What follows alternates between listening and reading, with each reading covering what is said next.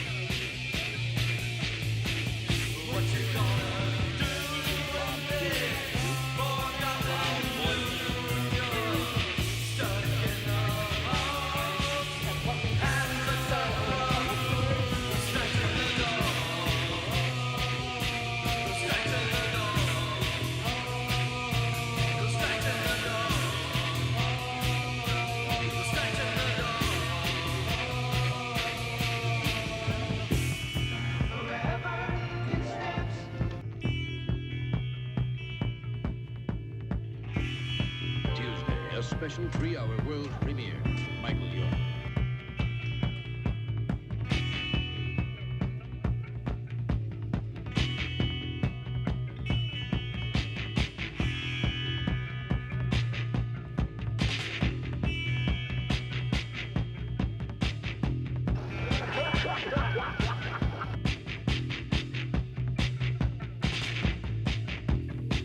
There's a rub which might just replace me.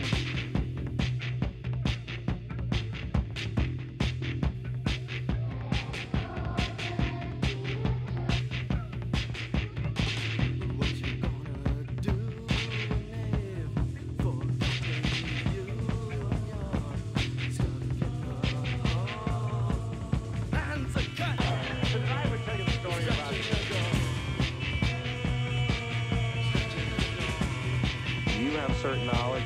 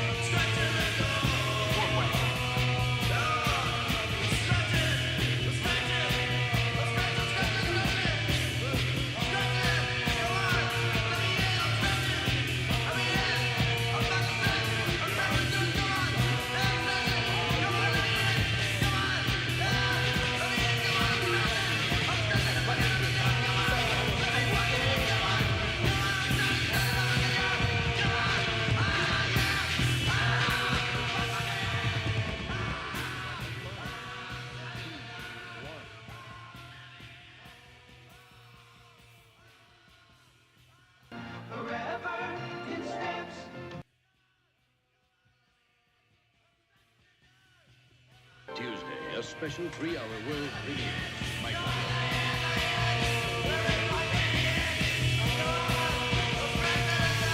song's still going. God. Wrap it up already.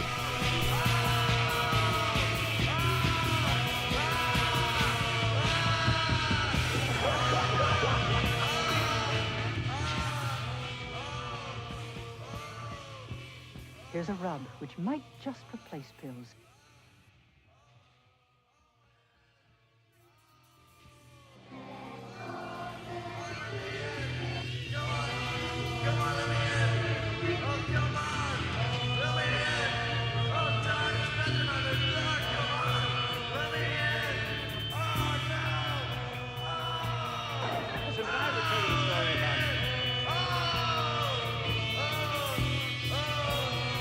You have certain knowledge.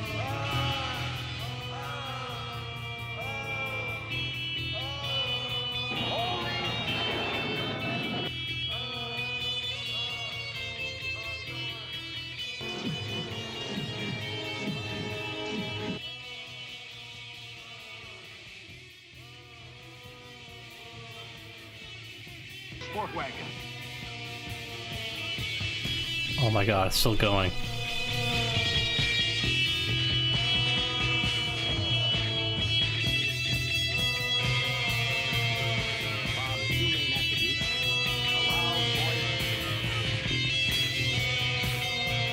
So we have hardwood floors and of course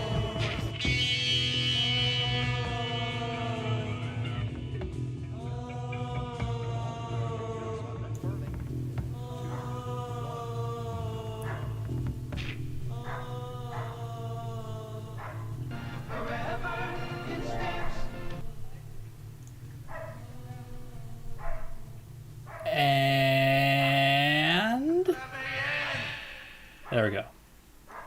Thanks for tuning in, everybody. That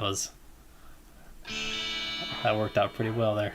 Let's see. What do we got on the docket this week? Well, first off, let's show what the current animatic looks like. I see a $4.99 hanging out. Always a pleasure. Let's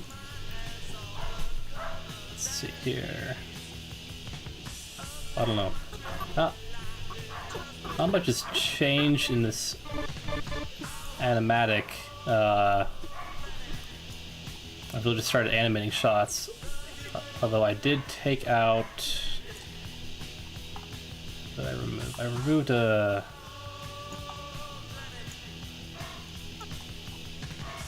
What was it?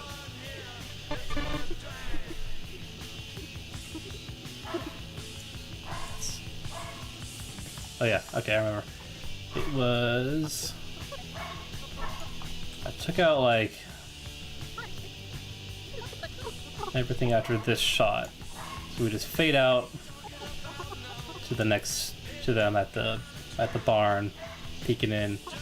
Because, you know, it's an extra little shot of, like, the witch looking back at the other two, and they all do a little thumbs up or something, and yeah, it doesn't.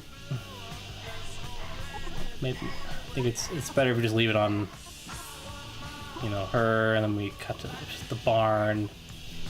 Like that's all you need to know. The kids are gonna go save the goddamn pumpkins, you know. And it's gonna save a lot in animation too, so very happy about that.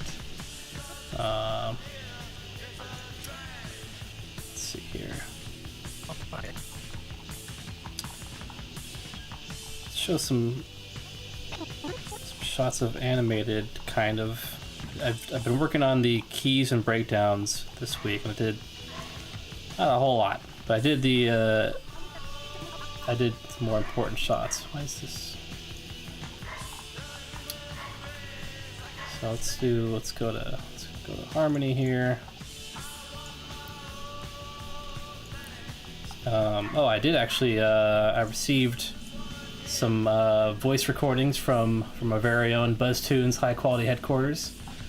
So I included actually, it's the shot. It's pause the music here.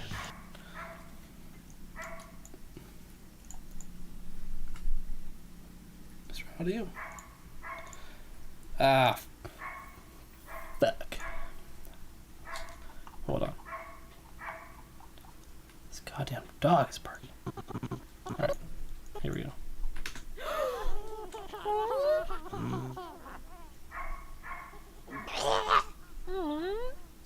This is all your fault, you know.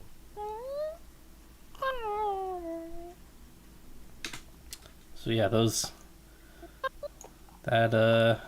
noises are from Mr. BuzzTunes himself. So thank you BuzzTunes, if you're watching this, or you're gonna watch this later, or you're just tuning in, or whatever. I don't know.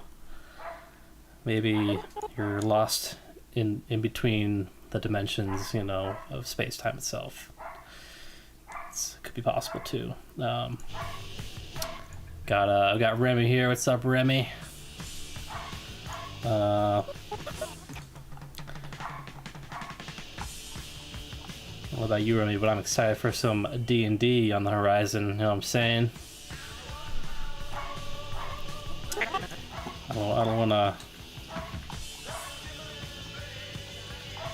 feel like we're so close, you know? We're so close. Yeah. Round of applause for BuzzTunes, everybody.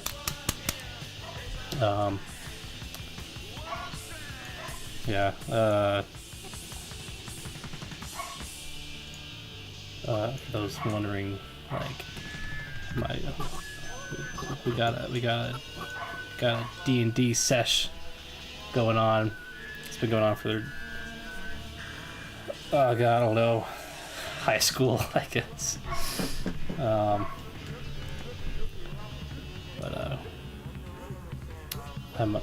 My character is a Kenku named Tazamaraz. See if I can show some artwork of old Taz here. Dude, that dog needs to shut the fuck. Oh, by the way, I'm gonna try playing some like actual music, some licensed music. It's so joyous.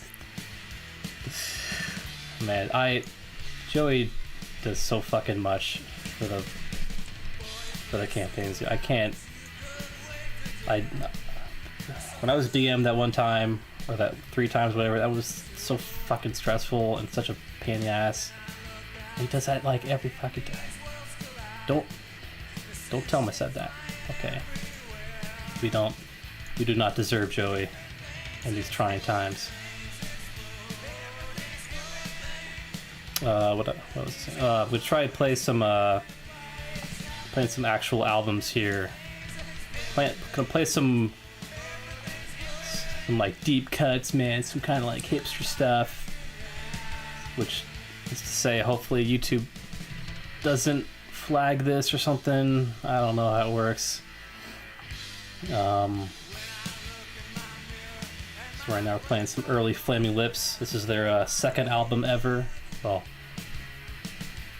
second something, I don't know.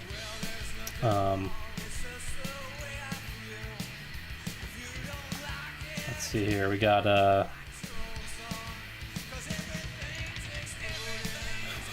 Tazmaraz. This fucking goober. I should record my lines from a pumpkin, but I don't know what my pumpkin is or what they say. Oh, it's a lot of random babbling. Yeah, just make up whatever. I mean, you know.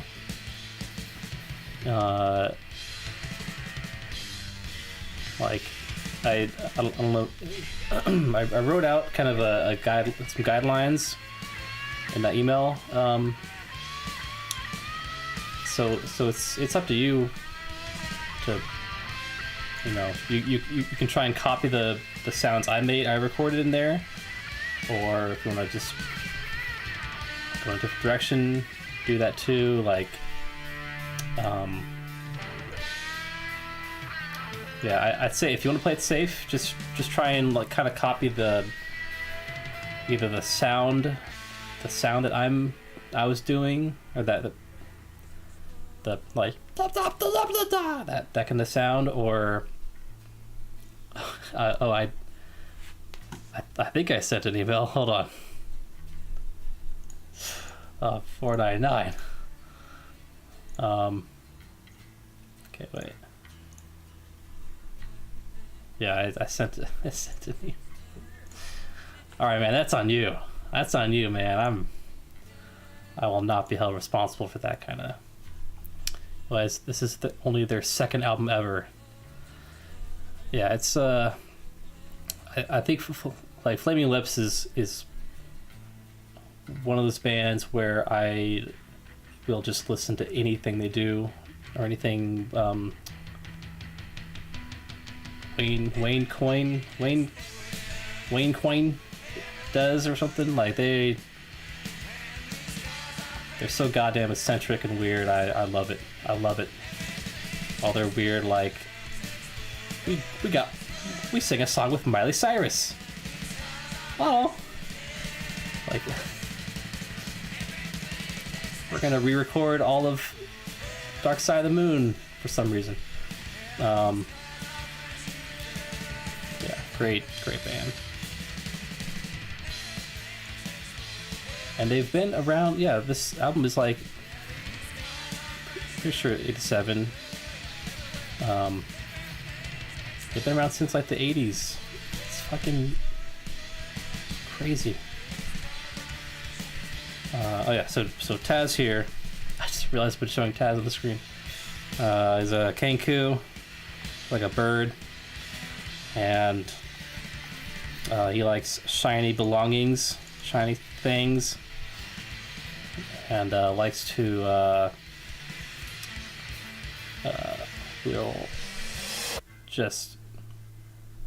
he will just take anything shiny that he sees. He doesn't.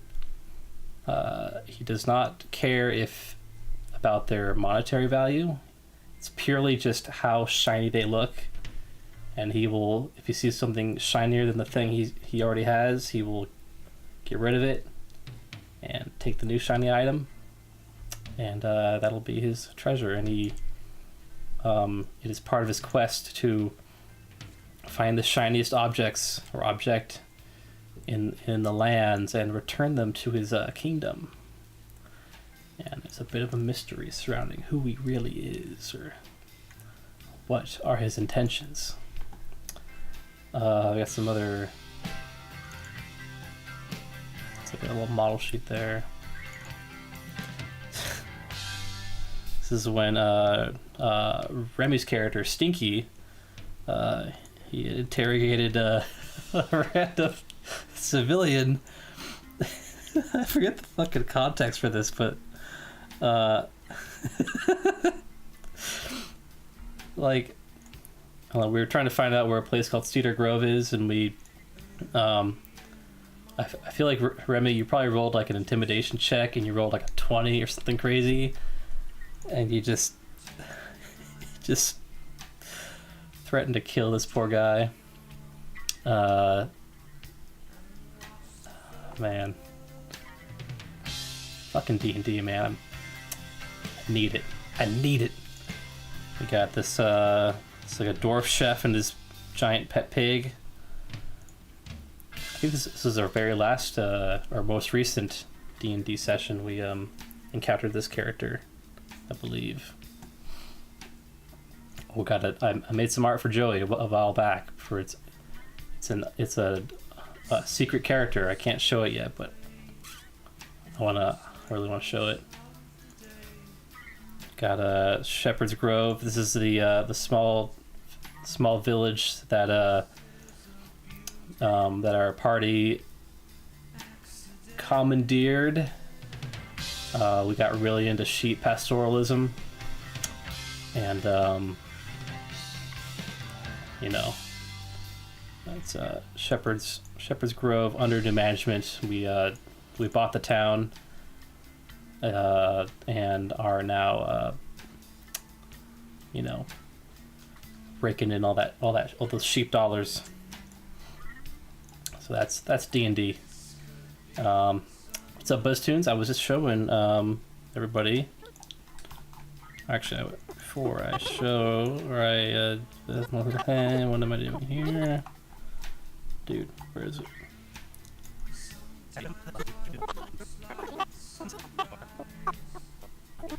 Okay, here it is. I want to thank you again for sending in your voice clips. They turned out splendid.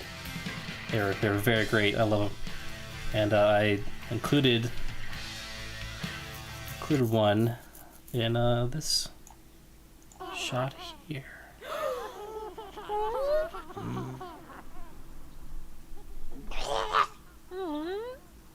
This is all your fault, you know.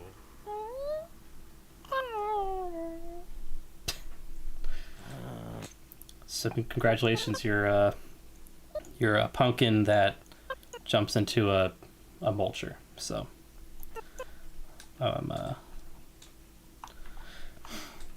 you know, it's what a lot of people strive to be in their acting careers and all that. So yeah, let's see what's going on. So this stream, I'm gonna start animating. I'm gonna actually animate something, and it's gonna be. What is it wrote down? Scene 67. Wait.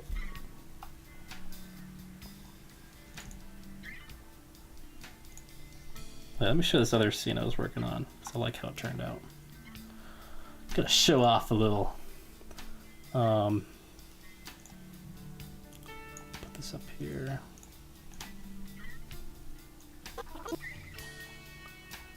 Sorry, I had to scrub through this for a second.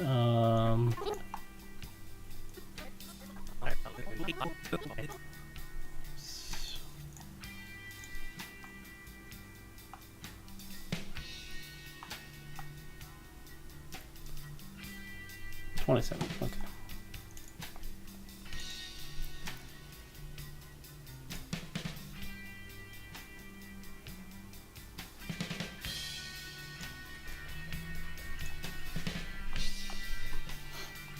So, no pumpkins are in the scene yet, but we got I did the keys for this shot here.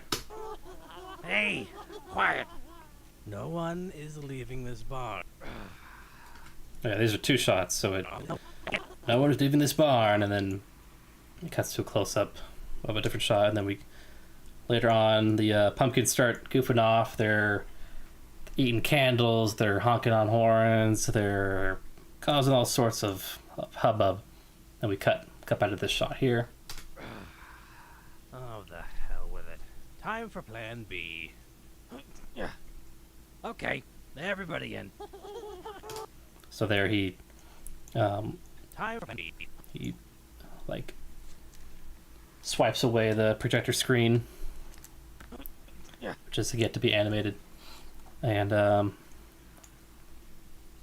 yeah, I wanted him to. He's gonna spin his body around. What is his torso is gonna spin around the wooden pole stick thing, and his head's gonna remain stationary. You know, and so that's gonna be fun to animate. Animating a 3D turnaround. What's up, nickname?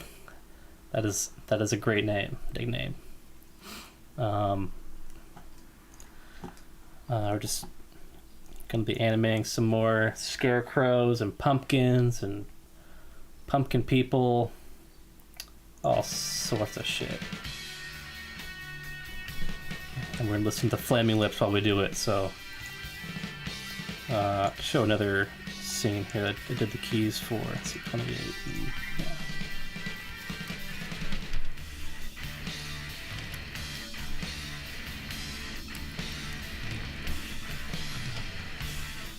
All right. So these shots have these files have different scenes, or these files have different scene shots in them, and so that's why it kind of cuts around randomly. But until my hat gets fit. so before the scene starts, he's like, it's like, all right, what does he say? No one leaves this barn until my hat gets fixed. So if you all just listen, we can get this over with. Huh? Hey! And then we cut to a shot of the pumpkin. He's like chewing on the projector screen. And then cut back to him. Hey! And then this is a different shot here.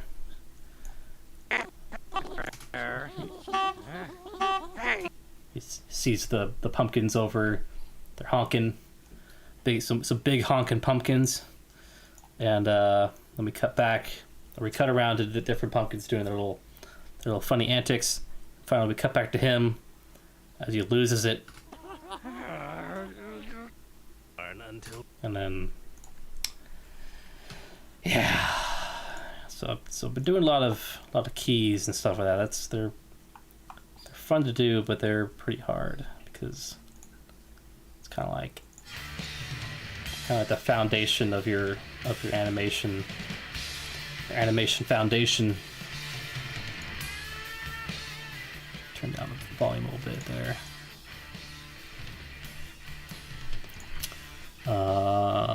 Animation looking smooth, thank you. I'm distracted by some big honking pumpkins. Hey! Yeah. Oh yeah. I always get distracted by, well, you know. So I think I'm gonna work on the opening shot where we see the scarecrow for the first time as he's being harassed by a whole bunch of pumpkins. And I need to get this all assembled. This should be a pretty easy little shot. These are some very wide shots here, so I don't have to animate a lot of detail, so that's always nice.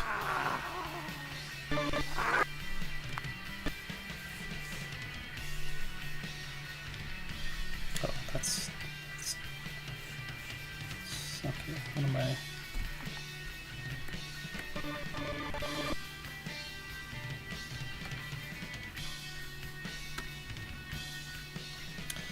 So yeah. What's up with Chaw?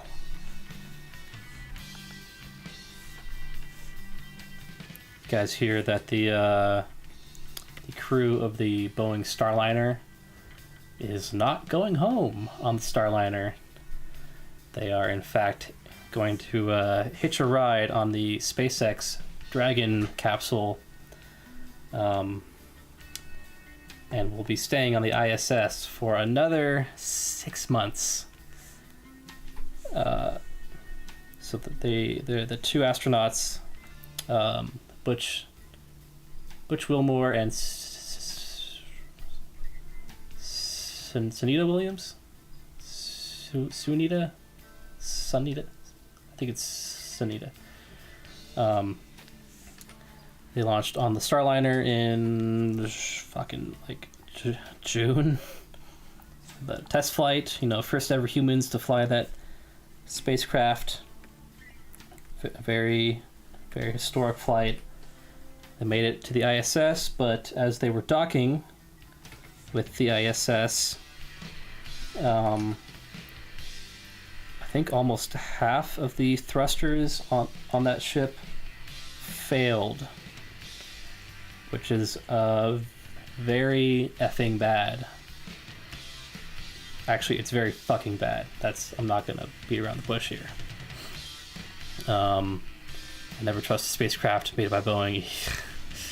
Hey, Boeing in recent time has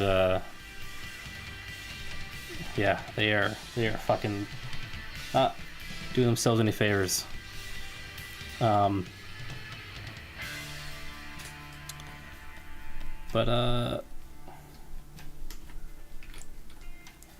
what was I saying?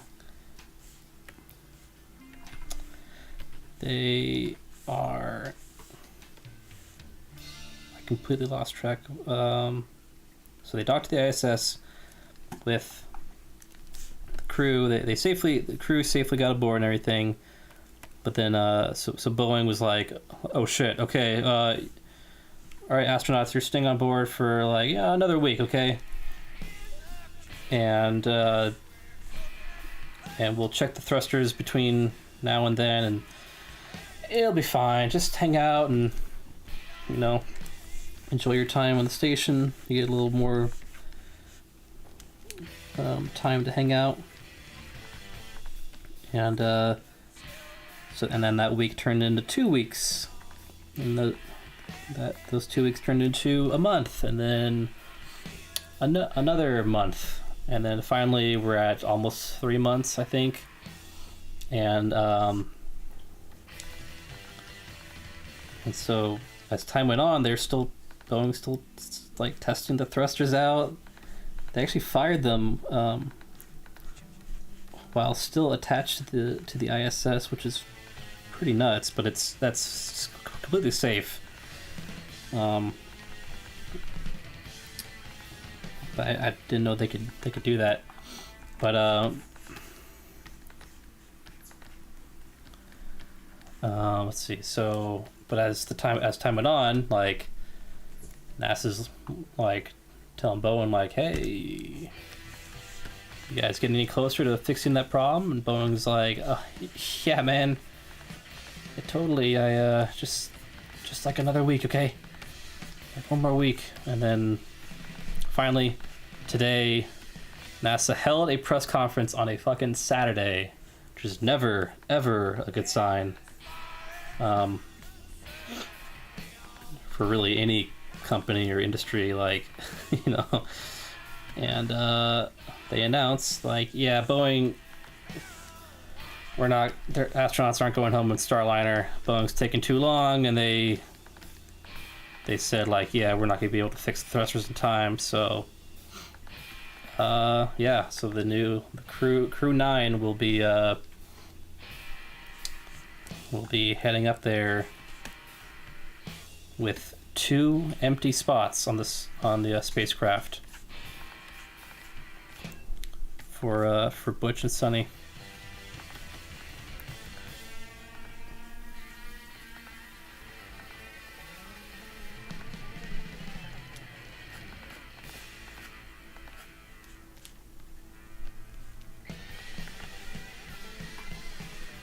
It's just like really, really embarrassing for Boeing.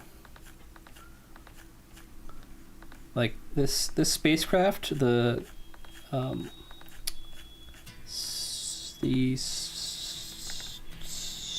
Starliner, spacecraft is was supposed to be finished in, I think it was like 2019. It was like 5 years ago. And the ultimate fucking irony of this, there's so much goddamn irony, but it's this spacecraft was supposed to be, they made the spacecraft under contract to NASA to as like a taxi to the ISS, because because when NASA retired the shuttle, they had no other way to get to the space station. So like, hey, Boeing, can you make us a new capsule? Because we don't want to rely on the Russians forever, and Boeing's like, yeah, sure, pay us first, and then like we'll spend over a decade developing this this capsule. And then years go by, and this little company called SpaceX comes along and like kind of single-handedly revolutionizes the space industry by making rockets reusable, or boosters at least, and then in like 2021 they beat Boeing to the space station by taking the first crewed flight of a Dragon capsule to the ISS, and while Boeing had just 2 years ago had completed a uncrewed test flight of Starliner where the spacecraft didn't even make it to the ISS because of I forget what it was like. There was some sensor that was installed backwards or thought it was looking the wrong way, so it instead of like, you know, going up, it went down. And then when it went far enough from it moved far enough away from the ISS, it's like, oh fuck, all right, we're going back home. We're too far away. And then they had to like land it back on Earth. And that was the first time Starliner fucked up. And they, you know, for this test flight, they got farther. The astronauts are safe and sound on the ISS, but still fucking like how now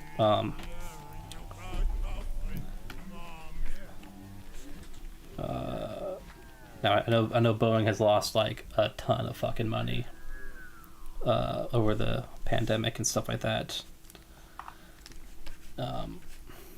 So they're cutting costs across all of their different divisions and stuff like that. I keep saying stuff like that. And stuff like that. And stuff like that. So, you know, you can cut costs on like, you know, maybe some airplane doors here and there, although it's not technically how they end up out of it, but when it comes to fucking spaceships, you have no wiggle room to like, well, we'll only make it 99% safe. NASA's like, no, we need like perfect.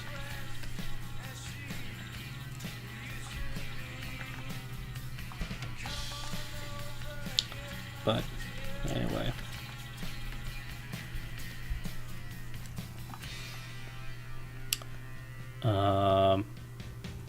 Yeah, they used to be so good. Boeing definitely does not have a good track record lately, yeah. Do they have board games in space to pass the time? That is a very good question. Well, excuse me. The cabin door. That's right. We put a screen door on this on a Boeing spacecraft. Apparently, that's an ongoing or old engineering joke. I think in the world of NASA and all that stuff is like, sometimes engineers will jokingly add like a screen door to a spacecraft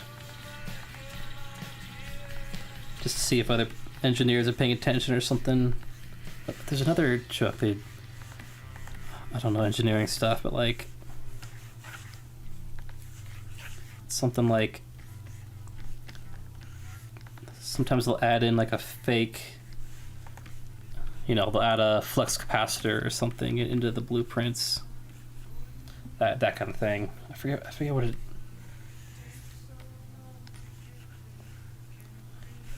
There was one I remember that was pretty funny. It'd be like, oh yeah, if you're making like a flashlight, put in a small fusion reactor to keep it powered or something. Like, what? That's not real. That's not real.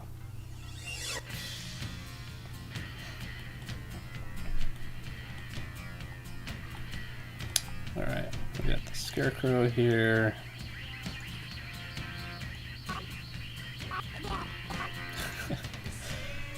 I don't know what it is about this pumpkin just going like. I should be laughing at a thing I recorded myself, but I don't know where like how fucking annoying would that be? Blap blap blap blap blap. Ugh.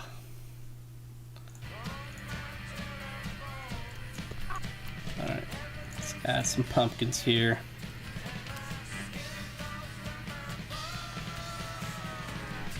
Some very low detail pumpkins.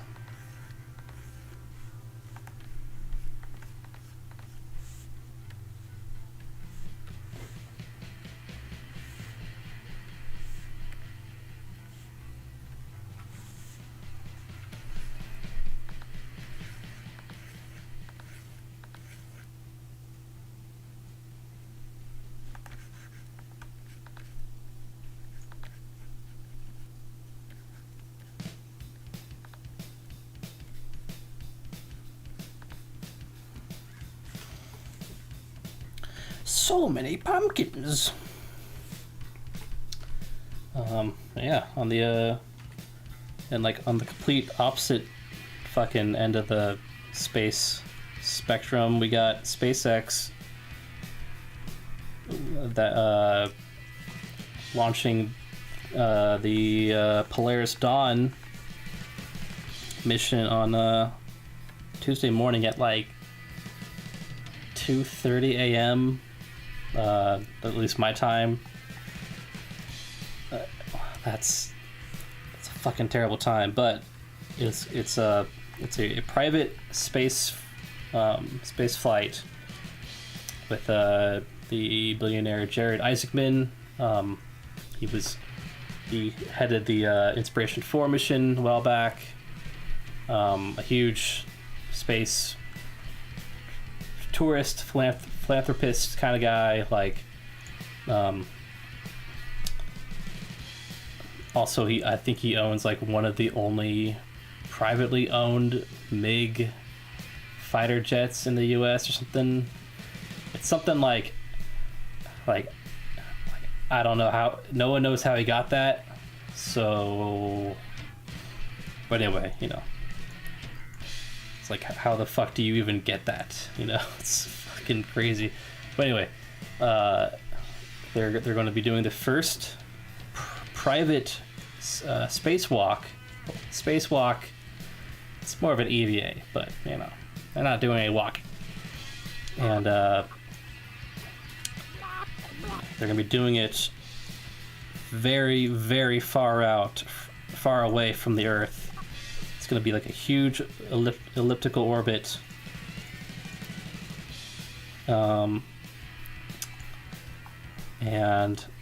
let's do a breakdown here of that. Which means like their orbit around Earth isn't a perfect circle. It'll be more like an oval. Like, here's the Earth. Their orbit's like that, kind of. So their spaceship's going like woo, woo. And so once their spacecraft gets out here, they're going to they're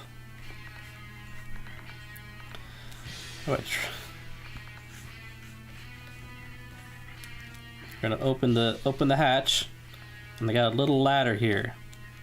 And they're gonna climb out.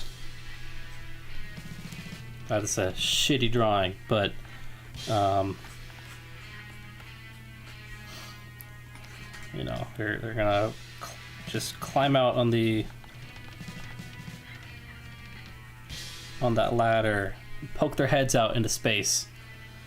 Yeah, fucking Titan submarine. What was it? Yeah, that one. Yeah, this is all above board on this one. Don't worry about. This is like NASA is a part of this. They're doing a whole lot of like actual scientific experiments. There's 4 astronauts or space tourists. They're not astronauts. God damn it. But they're so it's Jared Isaacman. He's the money behind it, so he gets to go. And then we got as an Air Force fighter pilot. And then I can't think of draw at the same time.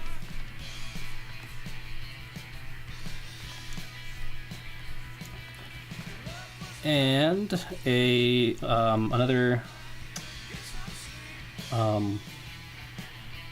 person who worked for, I think it was like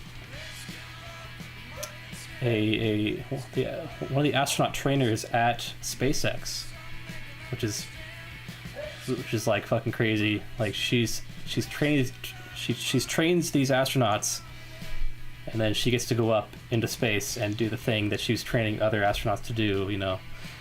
And then the last person is something about I think she works at Mission Control.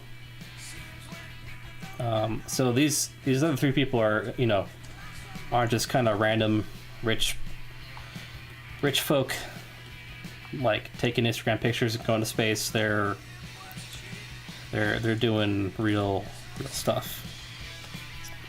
Saying a Blue Origin flight, you know, or a Virgin Galactic flight.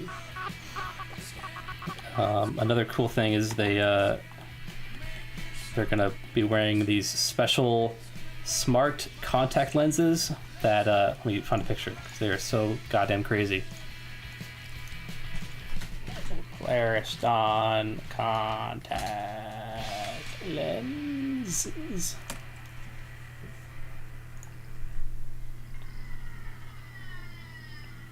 Let's see here. Oh god, they're fucking crazy looking. There we go. Ah! Look how fucking nuts that is.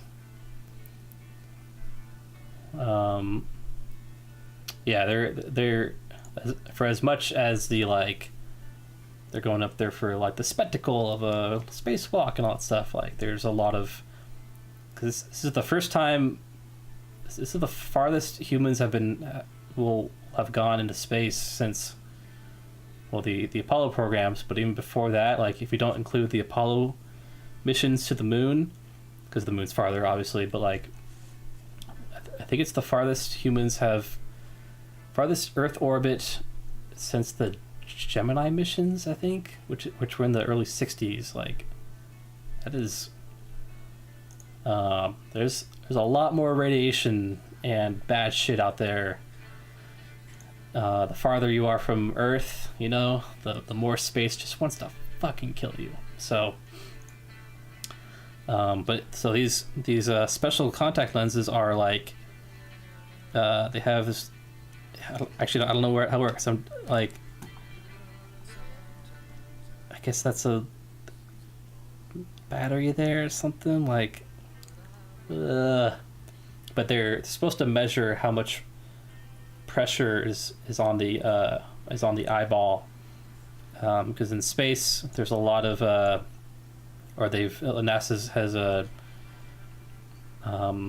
NASA has been trying to figure out like why astronauts will get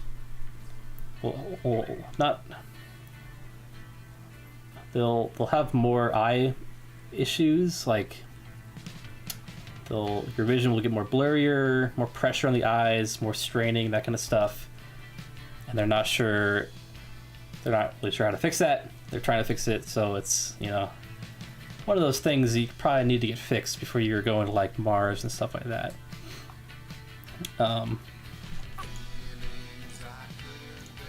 So it's very, very exciting.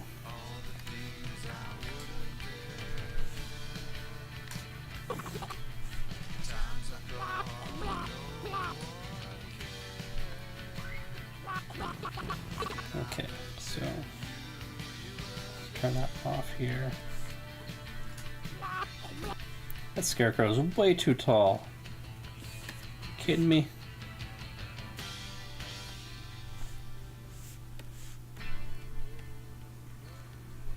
How about we do a little bit of a cheat and cheat?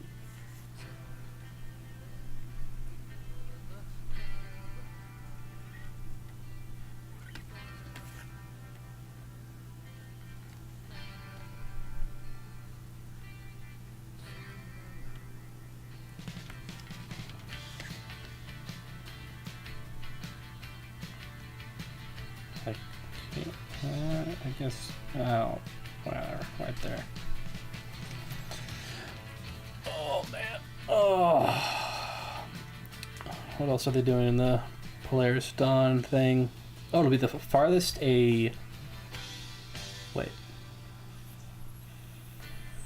farthest orbit a woman, I believe, has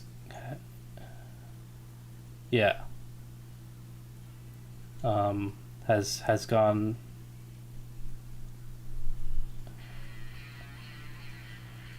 My brain is like shit. Yeah, the farthest a woman has been in orbit around the Earth. I think the technical, like, because there have been, yeah, because you know, no. I guess only men so far have gone out past Earth orbit. But hey, that'll change with the Artemis missions. So, and honestly, that back in the fucking 60s, they arbitrarily chose men, you know, because you know society at the time was not as cool as we are now, but I hope one of them brings a camera. Fuck. Dude, we gotta remind them to bring a camera. They're like, okay, we got toothpaste, we got food. Oh shit, I forgot my camera. Oh, I just hit myself in the eye. Yeah, we should get some spectacular imagery. They're going to be using Starlink to use laser communication, super high speed Wi-Fi, I guess, to send like live video stuff back from the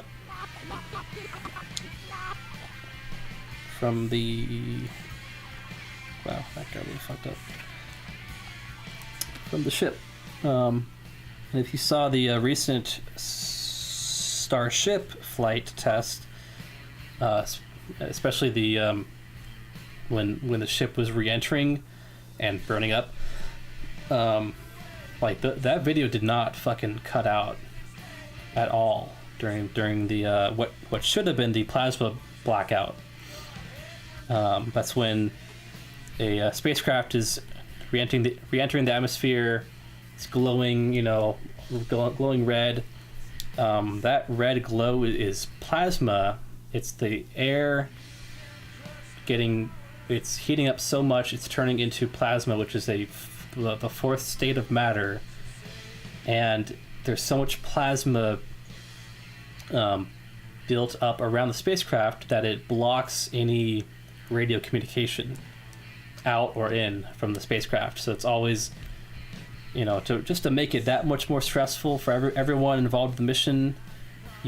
For any re-entry, you always have that period where like everything cuts out. You don't know if everyone died or the spaceship blew up or something, and you just gotta wait it out. It's fucking terrifying. But because we have Starlink now,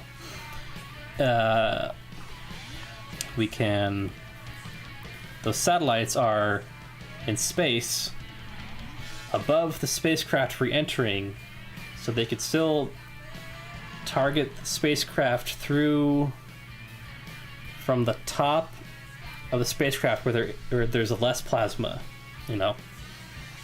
So that's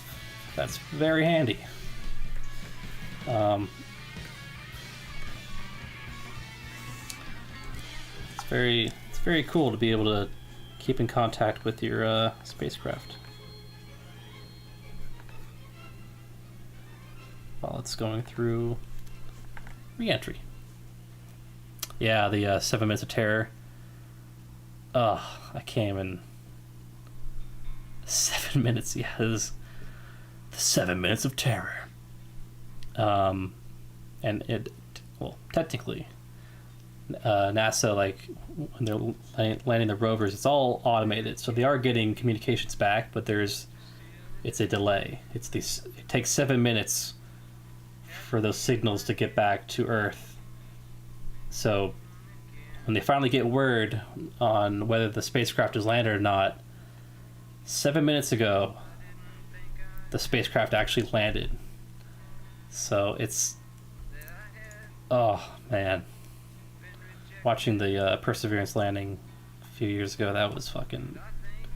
If you watch the guy, I think he's in the lower left of the screen. If you watch the main broadcast, whatever, like he's the entry, descent, and landing chief guy. He's in charge of the whole, landing it safely on Mars, and he just sits there, just like, you could just feel the fucking stress, just, and then, like, I think when it finally lands, he just, like, he almost passes out. It's sounds like something I'd see on a kids programming channel during Halloween. Yeah, 7 minutes of terror on Nickelodeon. The shittiest low budget animation. Yeah.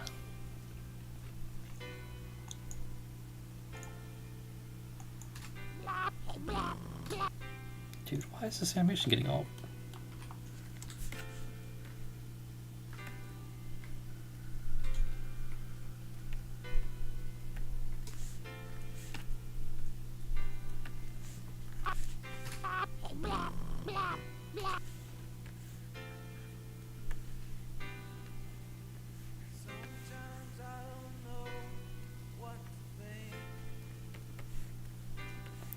kind of randomly adding some more keyframes here.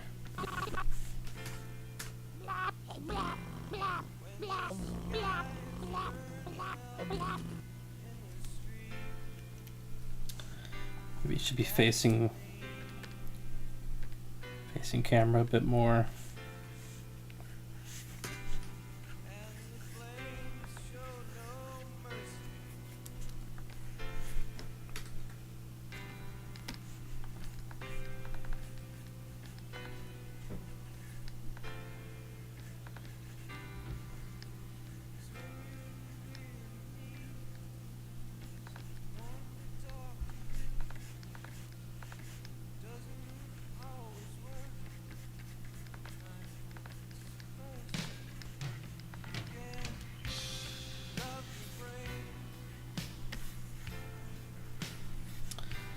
It just looks like he's looking over at the camera. Dang it. Whatever.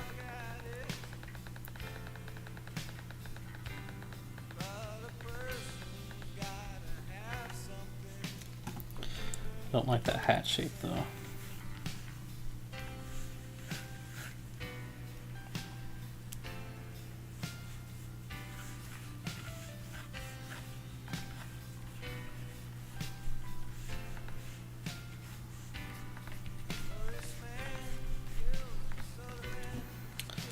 There we go. What's up, Jaslyn Cahill? $4.99 chicken strip salad.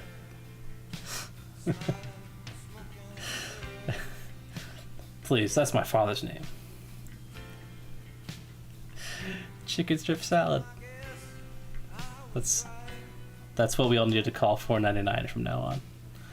What's up? What's up, Jaslyn? We're just animating a Halloween animation about an evil scarecrow that kidnaps a bunch of rambunctious pumpkins. You know, stop me if you heard this one, but it's up to a trio of trick-or-treaters to save the day, save the pumpkins, and most importantly, get candy. So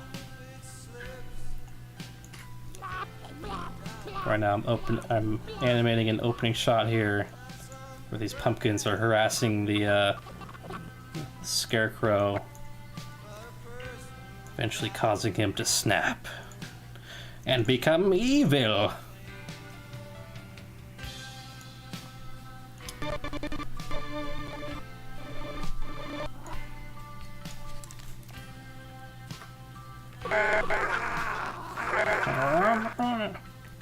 Oh yeah, this is always fun. This is what I get to hear when I'm animating, guys. Isn't it great?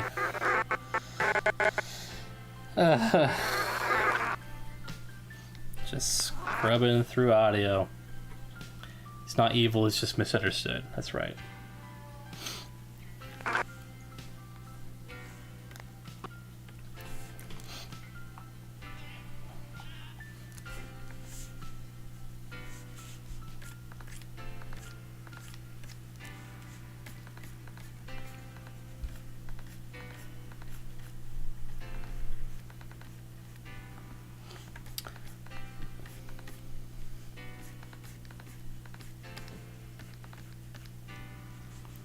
This week I watched a Norwegian stop-motion animated movie, and that's it. Thanks for watching. It's called the Pinchcliffe Grand Prix, and came out in 1975. Directed by a Norwegian guy that don't know how to pronounce his name, and it's about a like kind of an eccentric, not really eccentric, he's kind of a you know, inventor guy who lives on a small little farm with his penguin friend and a hedgehog man. I don't really understand, but wait, is it a penguin or a duck? I think it's a duck. Yeah, because his name is like Harry Ducksworth or something. At least in the English translation, you know. Maybe the original translation makes more sense, but it's about this guy who he designs these race cars, and he finds out one of his rivals, who used to be his an assistant, he has stolen one of his designs and is going to race in an upcoming Grand Prix. So his weird animal friends encourage him to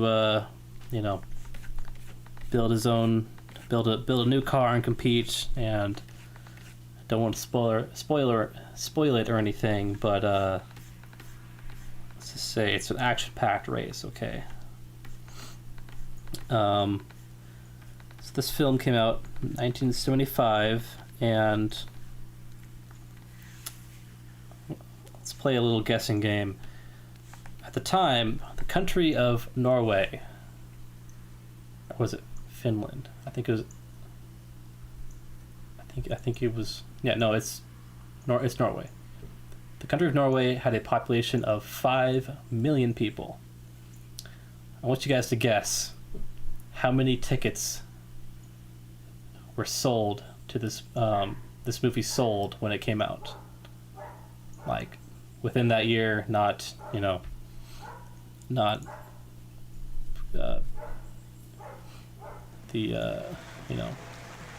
20 years later, whatever, that kind of thing. Just when it came out, how many tickets did it sell? All right, got 4 million. Buzz Tombs goes all 5 million. Not just the men, but the women and children too. Not the younglings. All right, it's a new album. I'm gonna see if YouTube's yelling at me. Remy votes with at least one. He's going with the old Jeopardy maneuver there, I guess. I don't know if Jaslyn wants to guess, but so 4 million, 5 million, and at least one. Well,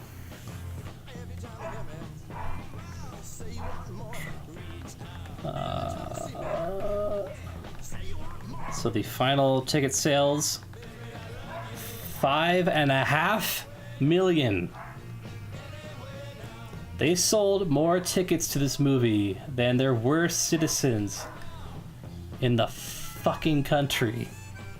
That means people bought like multiple tickets to go see it multiple times that day. Oh, the price is right. Okay, I'm thinking, yeah, that's right. That's right. So this movie was a fucking tremendous success in Norway. It was the top grossing, the most successful top grossing stop motion animated film of all time until The Nightmare Before Christmas in 1993. They held that record for what is that, 22 years, 23, I can't do math. Over 20 years. They fucking struck gold. It was such a success. Why have I never heard of it? Yeah, I don't know. I've never heard of it either until like I found it read about it on like Wikipedia the other months ago, I guess. So what the fuck is like literally like everyone in Norway saw this and wanted to see it again. But it's a good movie. It's very fun, very charming. Not a whole lot happens in it. But for 1975, it looks great. It's got really fun character designs. Another fucking amazing fact about this movie, Norwegian, yeah. 5 people worked on this movie. It is a feature-length, hour and a half. You can look at screenshots of like the sets and stuff like that, like the props. I don't know how those 5 people did that without dying. I don't know, like the song says. It started as a television special. It was initially going to be like an hour and a half long, which I think would have been the best the best length for it, because there's definitely some spots where it drags on and on. Not to spoil anything, but the actual Grand Prix does not start until the last 20 minutes of an hour and a half movie, so it takes its time. It wants to let you kind of take in the atmosphere of the Pinchcliffe village. Like the character designs are like really fun. A lot of them are apparently caricatures of like real life people that the director based it on from his real life hometown. There's a real town called, it's something like Loam or Lawn or Lim or something in Norway that has like a mountain in the middle or something. and that guy, the director, was from that city or town or something, and a lot of it was like directly inspired from that, which I think is really cool. Like that's when something like original like that really takes off, and it's not just kind of like, or it's not only a like, oh, it's like a fairy tale, or it's, you know, like it's something that kind of personal. Like that's fucking awesome.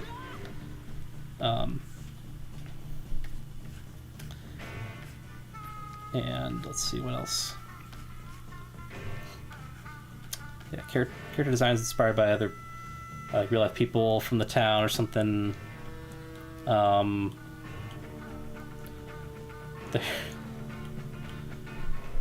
There's like,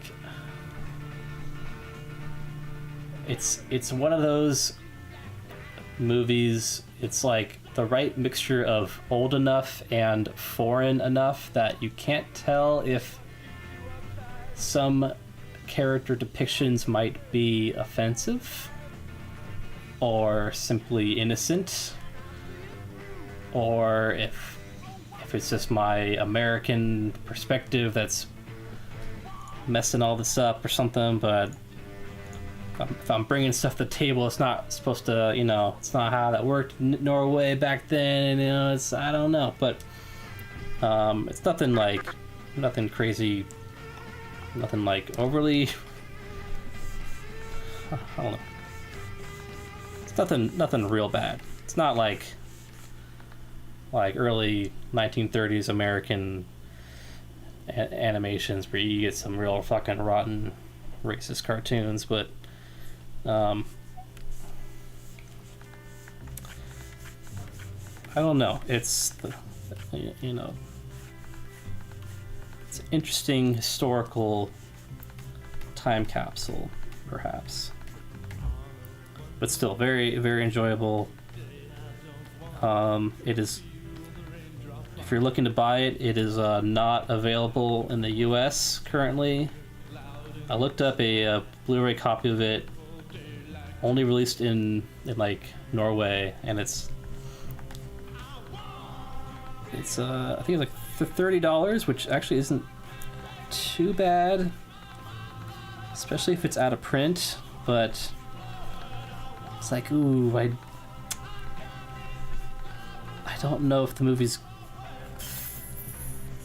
like $30, if that's enough for me to like pull the trigger on that. It's a little steep. Also, another the movie ran in theaters for it ran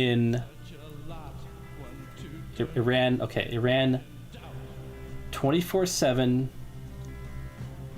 like every day, all day, in at least one theater, in several movie theaters in Norway, in the Soviet Union / Russia, and Tokyo. I don't know how that, but it ran. There were theaters in those three countries playing that movie every day since between 1975 and 2010. That is fucking insane. I don't know what happened in 2010 where they stopped playing it or something, like. And they sold tickets like every day. They get people coming in like, yeah, like some Norwegian guy just like, oh fuck yeah, I haven't seen this in at least half an hour.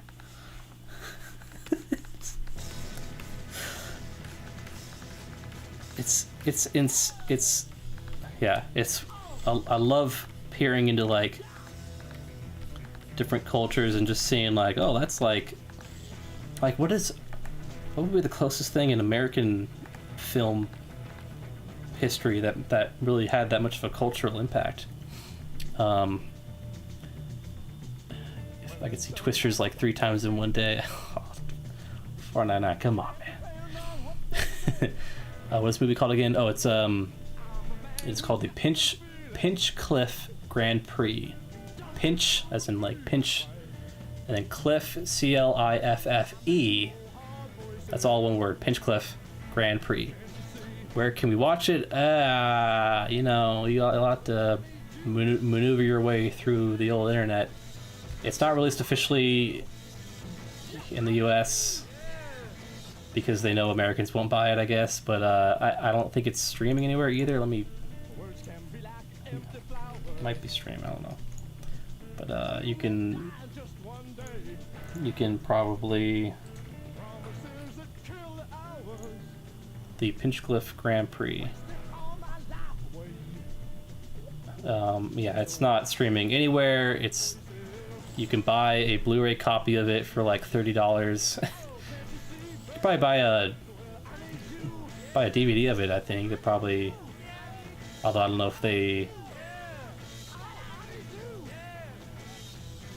Probably wouldn't be in the right region. It'd probably be only region 2 or something. So yeah, there is no way to watch this movie, except there is definitely a way to watch this movie. So, yeah, hey, if it ever comes out here, I will buy that Blu-ray. No questions asked, man. I will pay upwards of $15 to $20. Maybe it'll have a cool slipcover or something on it, you know?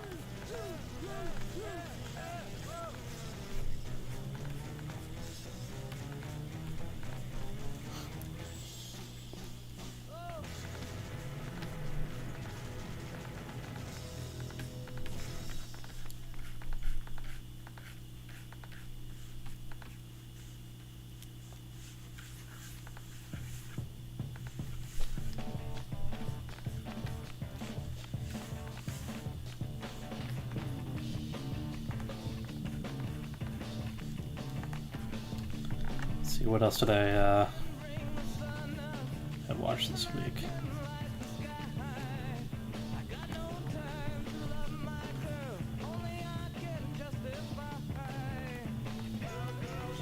I was planning on watching the Emoji Movie for the first time yesterday, but had to postpone that. I think I still might watch it tonight. With people, not by myself, because I do have limits with how fucking depressing I live my life. I've heard some foul things about the Emoji Movie, so I'm really stoked to fucking suffer through it. Apparently that movie made a butt ton of money too, so that's really wonderful. Did not sell 5.5 million tickets though. The entire U.S. population did not go and see it, so that is nice.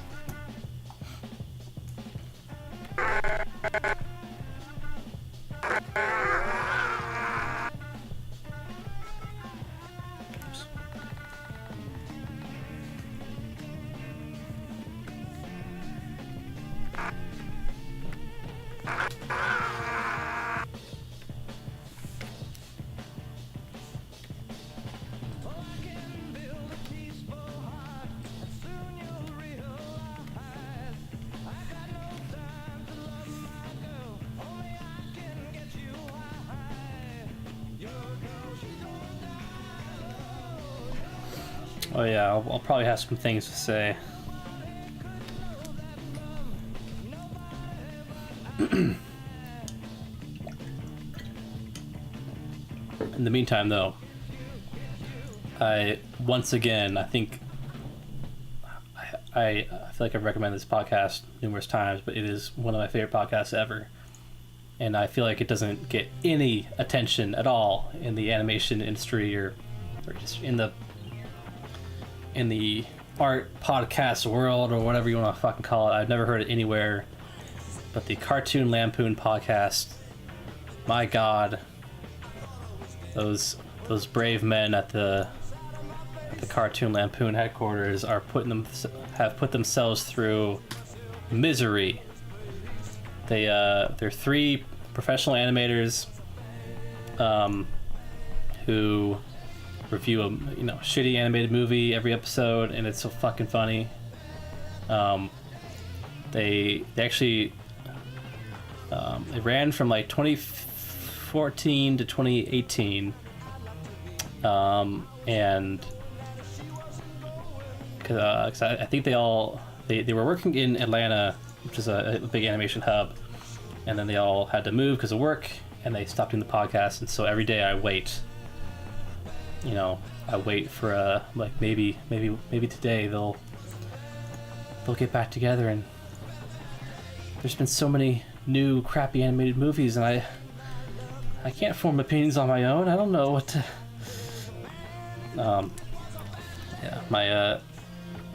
There's a lot of episodes on there. My favorite ones is I just listened to it, the Hoodwinked episode. I don't know if anyone remembers the Hoodwinked movies. That's right, there are multiple Hoodwinks. Hoodwinkses. I was unfortunate enough to watch Hoodwinked a lot as a small child, and I think that explains a lot as to how I ended up. So I did not like that movie at all. I'm just saying, like, just exposing yourself to it is dangerous enough. And that's the sound I make every time I have to hear about that movie.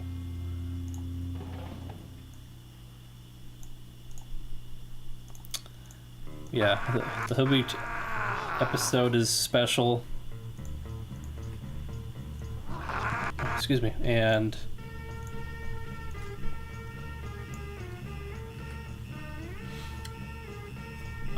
I think there's two. I think we're lucky enough to escape with only 2 Hoodwinked movies.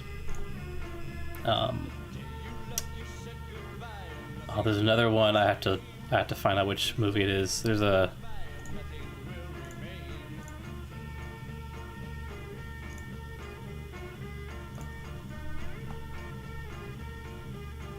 this is where I found out about the movie The Scarecrow, which we were watching on a previous stream here. Pretty much a lot of all bad animated movies I've found out because of them. There's some incredible finds they found. I think another episode called The Legends of Oz: Dorothy's Return. That's a great episode because they dive deep into like what happened behind the scenes of that movie, and that's really fascinating. Those poor firefighters, you'll understand that if you listen to the episode. We got here. We got.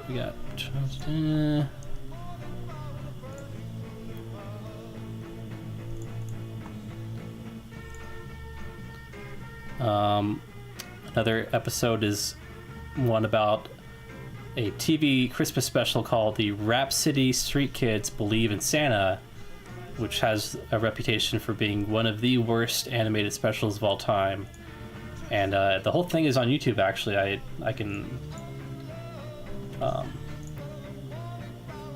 think when we get closer to Christmas, I should play this in the background while we do a stream, but it is it's a work of art, as they say in the biz. About me. Whoa. Please. Let's see here.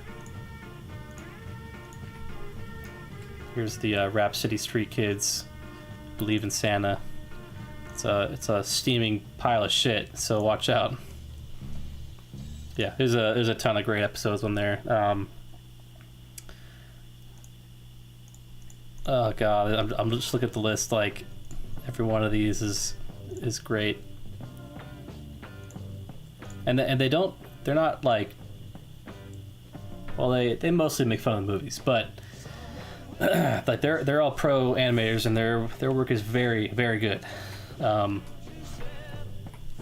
like one of them is a fucking character designer on a bunch of shows. Like that is like the top of the top there in the industry. Only a few designers are hired per show, so you got to be very fucking good. You can have a whole bunch of animators on a show, but like designers, writers, composers, like there's only room for like a few of those. So anyway, but they will talk about like, you know, what the movie could have done to make it a little bit better or something, in a very humorous way, but it is very constructive. I feel like, depending on the movie. There's some movies that are just like the Rhapsody Street Kids one, not working.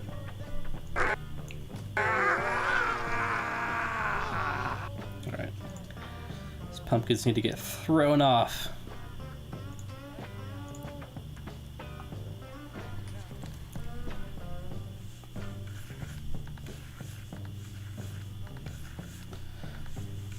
Someone's gotta throw these pumpkins.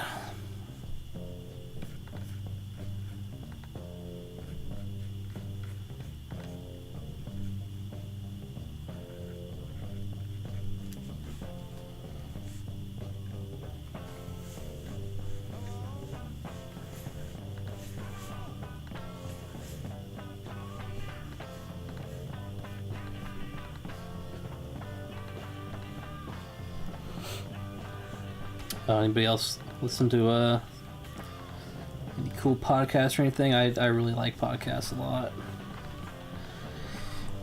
I'm a bit of a podcast head. That's what they call me.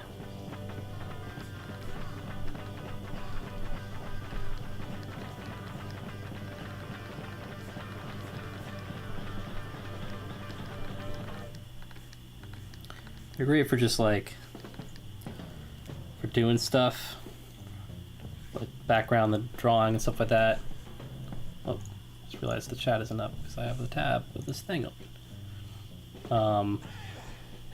Isn't this a podcast, Remy? Isn't this already? I'm just talking. A podcast where I talk about other podcasts. Oh man. Call it just talking. Welcome to Just Talking. And then on that podcast I will talk about how I draw, and then on here I will talk about how I'm yeah. Oh god. Yeah.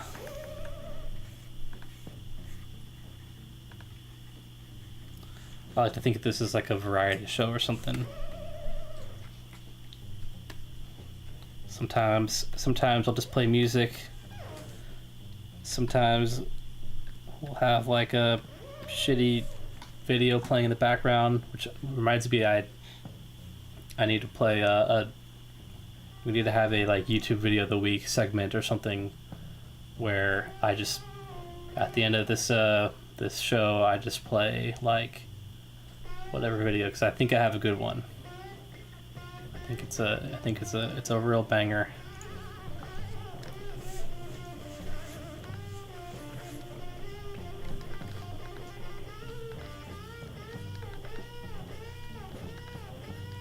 Should have reminded me if I forget, 'cause I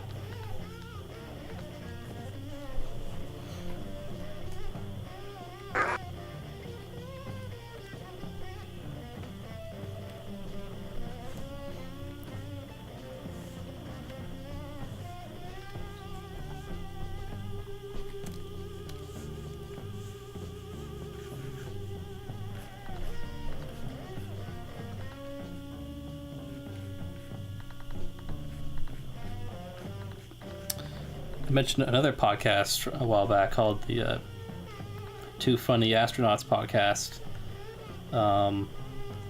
I recently finished listening to all the episodes. I fucking blazed my way through that. That was so goddamn great.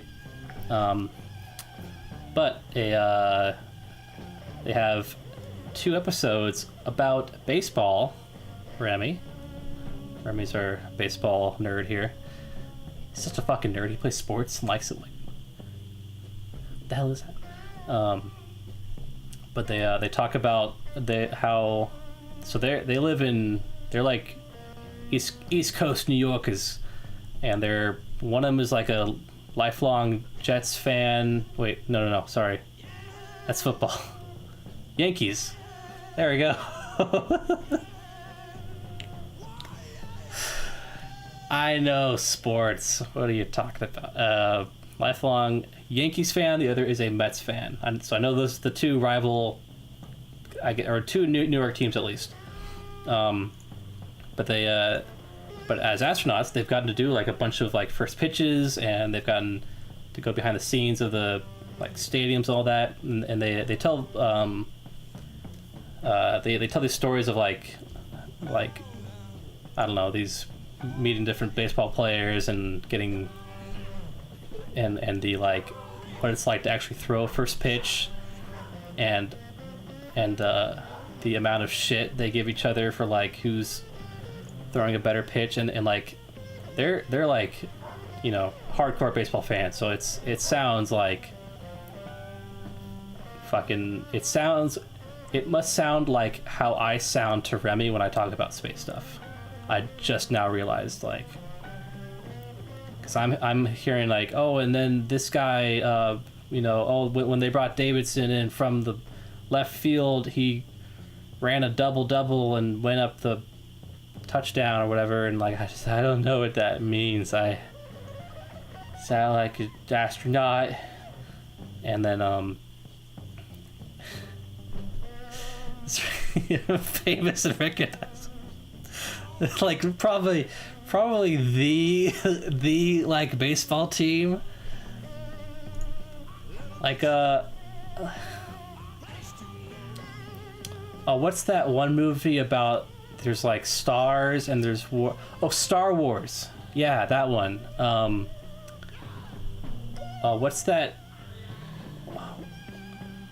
What's that one game where you have blocks and like you mine stuff? Oh, Minecraft. That's right. Sorry.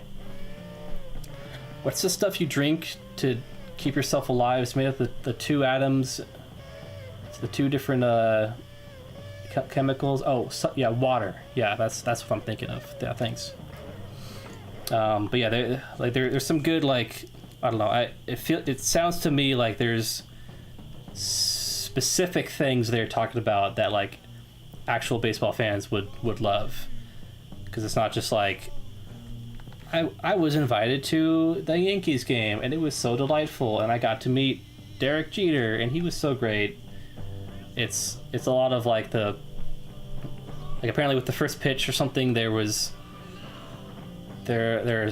sometimes several people who do the first pitches, and so there was a whole thing with like it was one of the astronaut guys, another guy, another kind of local celebrity kind of guy, and then the fucking like chairman of the Department of Defense or something crazy like that.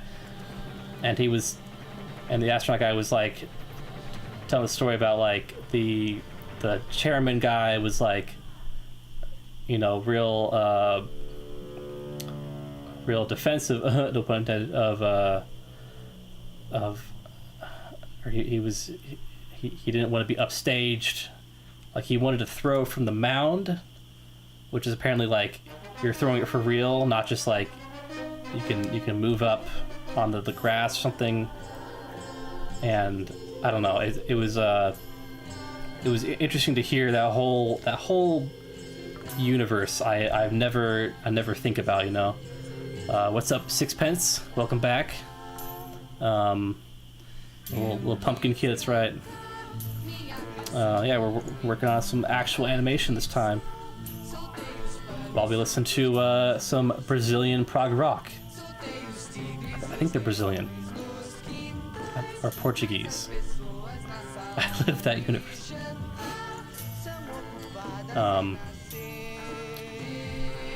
Yeah, and they talk about like there's one guy like I just remember it's a great story. There's a guy who one of the astronauts tells a story about how he met one of like the fucking managers for the Yankees or one of like the elite players or something, maybe like a retired player, and you know, like, oh yeah, I'm an astronaut, went to the ISS, like, and then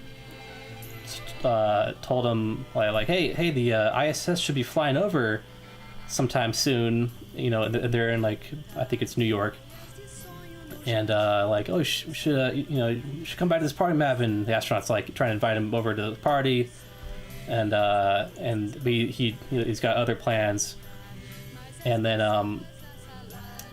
and so when they finish talking, he goes back to the astronaut goes back, leaves, whatever, and then he remembers like, oh fuck, the ISS isn't gonna fly over. It's like he told him the wrong time by like an hour or something, and so like he kind of panics because he's like he was talking to one of his idols essentially, you know, this fucking like legend of Yankees baseball or the Mets or something like that. And so he panics and just like the first thing he does, he calls Mr. Control and asks him like, is there any way you can like to change the trajectory of the space station to make it fly over us instead of like, you know, what's the state next to New York, you know, just nudge it over just a bit, like. And the ISS Mr. Control guy's like, no, we can't do that because, you know, it's the goddamn International Space Station. And then eventually he's like, okay, right. He completely panicked and was just like, oh, well, can you just, you know, what if you, is there anything you could do? Like, what do you, yeah, let's stop the Earth's rotation by just like a half second there to let the ISS catch up like this. No, it's an NASA. They can do anything. What is going on here? What are you?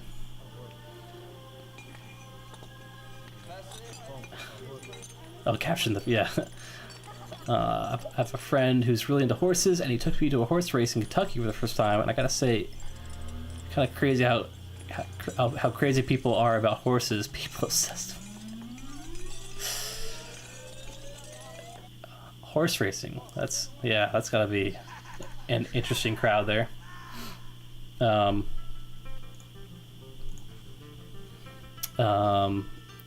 mean, when it's Monday and I haven't finished my lasagna. Oh yeah. Lasagna does sound tight. That's how important baseball is, Cameron. Yeah, I'll get you guys some lasagna. I'll be right back. 1 second.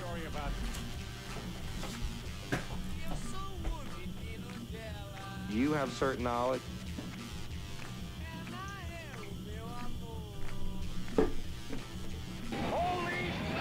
Alright, thankfully I have the microphone muted so they can't hear that I don't have any lasagna.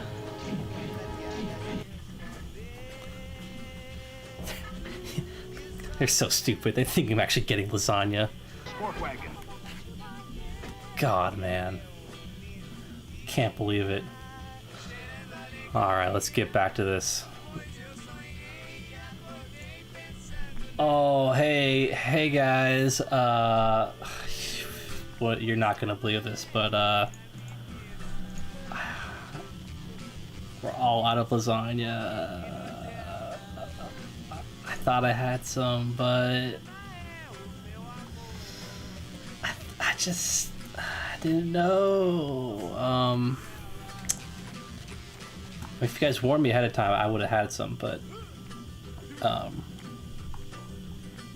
yeah, sorry.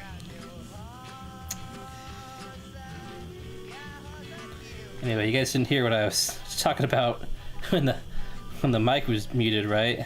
You didn't, right? Guys.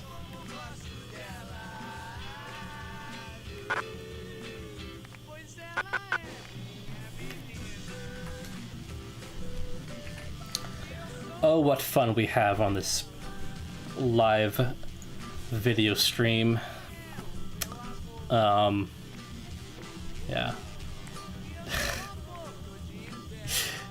We know you don't have lasagna.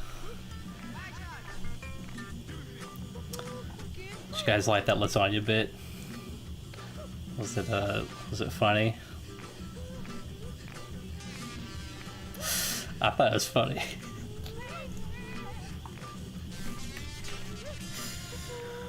That's my lasagna bit I've been working on.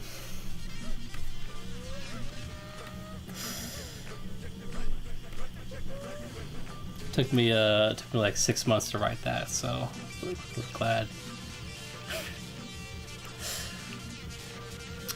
Unfortunately, I had to report you to Garfield. Oh fuck, yeah, he would.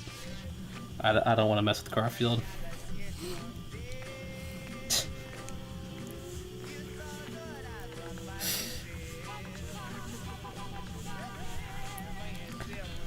Oh man, it's a miracle I get anything done. These fucking goddamn streams.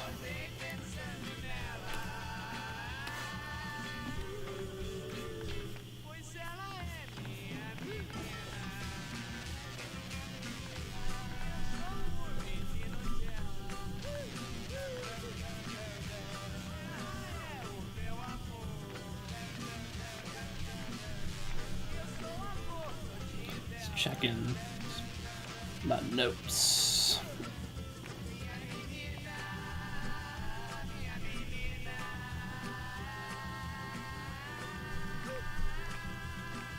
Oh yeah.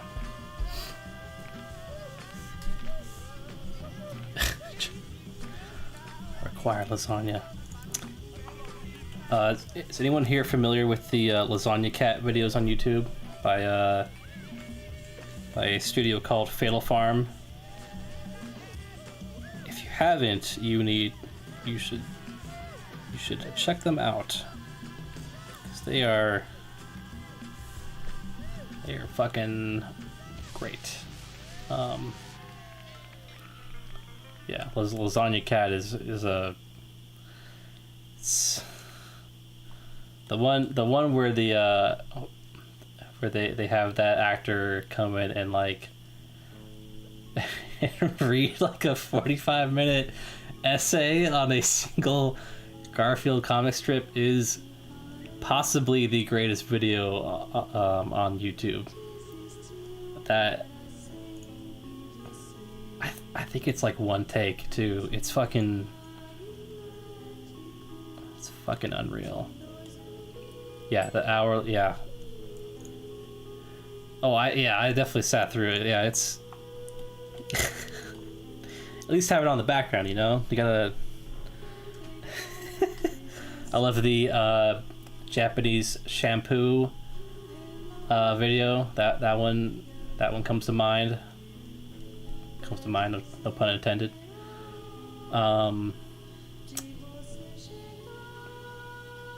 There's another one where Lasagna Cat is I think they're transported into like a computer 3-dimension Tron world or something like that. Only saw Lumpy touches Gorefield. I don't know what that is. We'll have to exchange. You watch Lasagna Cat, I'll watch Lumpy Gorefield thing.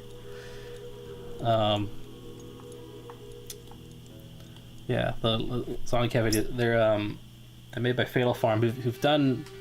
They did the. I don't know if you guys remember the old Old Spice commercials with. I think it was Terry Crews, right? I don't actually know, but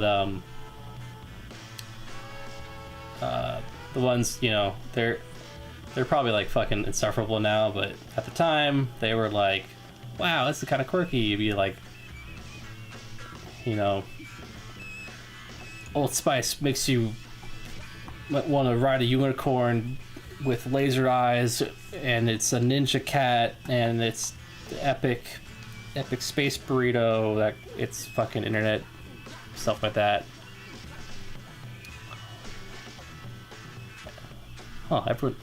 Lumpy touch. I don't even know.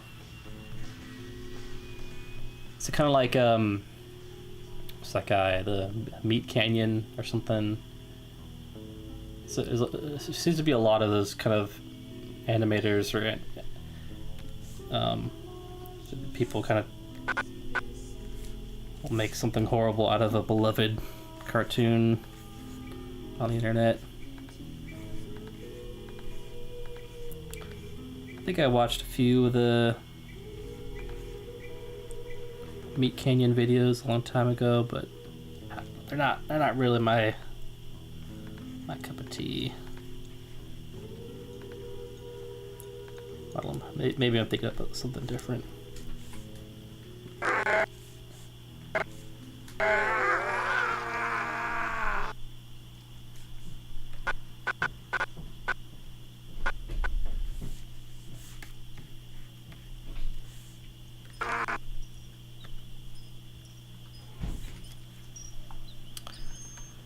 Also, a game about Lasagna Cat. Can't remember the name, but it was Cool Pixel.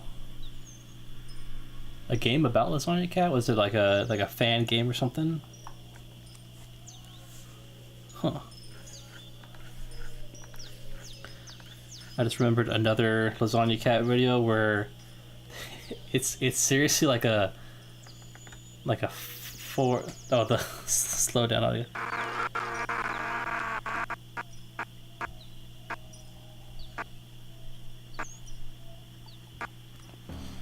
Yeah.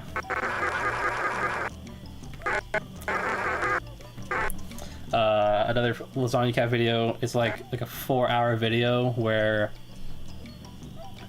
they previously had people call in and like specifically give their name and the amount of sexual partners they've had in their lives, and oh no, was it their age? Wait a minute. Yeah, I'm pretty sure it was that. It was something weird. But they took all, so people called in, left voicemails, and they took every single voicemail they had, and they filmed a like, they filmed the same shot of like, I can't even explain it. It's just, you gotta go see it. And it ends in a spectacular fashion. Yeah, name and sexual partner. That's right. Yeah, I'll try to remember if that was real or if something fucking went wrong up here, and that's what. Like, no, that's what actually happened. Okay. Glad I'm not having some kind of weird, strange insight into the mind of Cameron.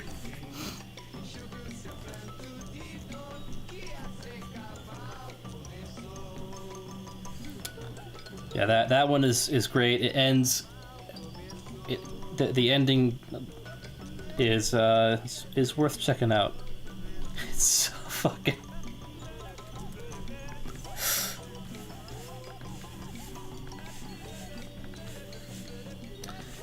Yeah, I watched those videos a few times. A lot of those Lasagna Cat videos a few times when I was just starting out with, like, I don't know, wanting to really dive deep into animation and just making videos in general, and those were pretty inspirational. Just like how weird they got was pretty admirable.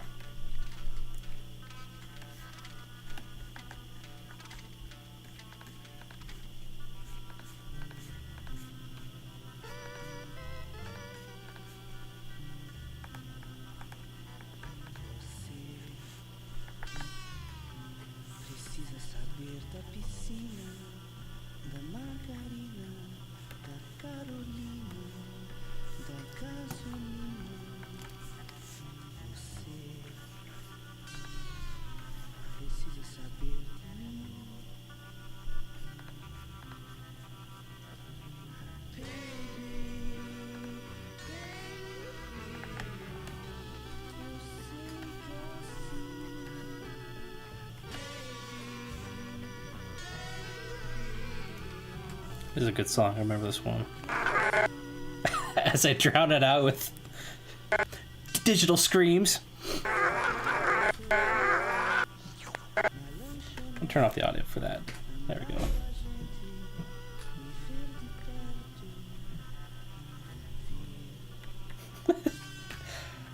Oh, this is a good song. Ah!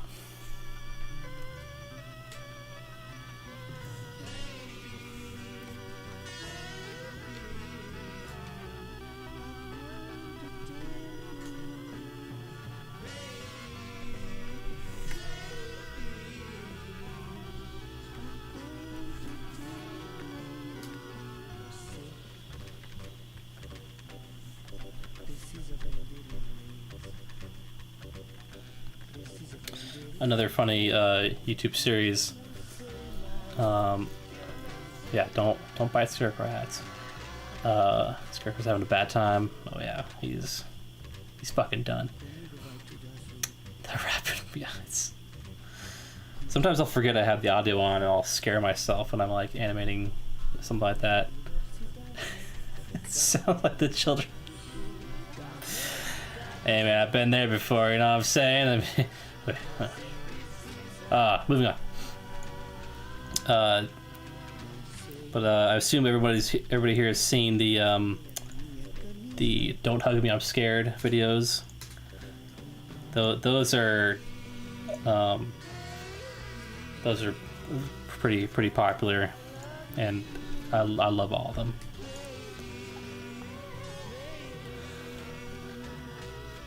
I quote. There's those kind of videos where like I watched them so many times, like I quote them without even thinking about it, you know, like, oh look, nothing. Oh look, an oblong. That one specifically. Like, don't touch me. The computer fucking freaks out.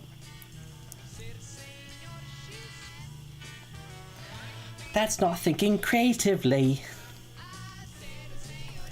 They're just so cheerful, you know?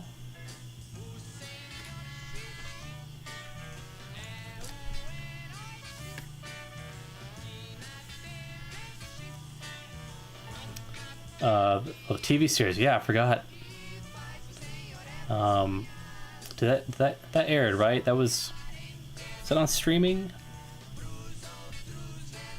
Hey man, if they released a good old-fashioned DVD or something.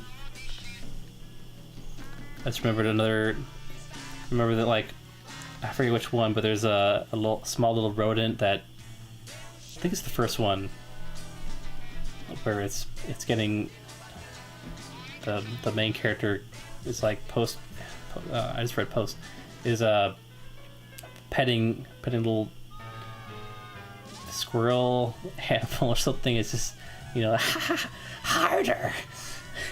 Like that. Like it's great how they pace out the weirdness. Like you start, you know, nice and it's like your usual Sesame Street Muppets cartoon ever, and then they just kind of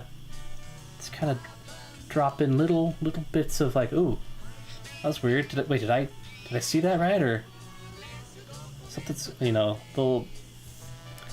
little instances where reality starts to fucking, you know, get warped, or a little bit of horror seeps in, and they do that so great until eventually it just kind of all collapses in, and you're just some guy posted on YouTube. I can see the link, but I'm not sure if it's been removed. Oh, okay, yeah, it's. I mean, I'll watch it on the official, you know, official thingy. I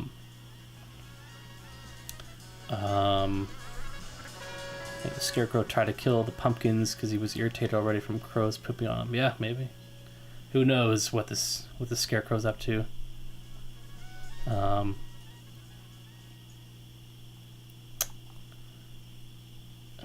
Yeah, Adult Swim would be a great family episode. I haven't seen any of the new of that, like the actual season, I guess. So I'm sure it's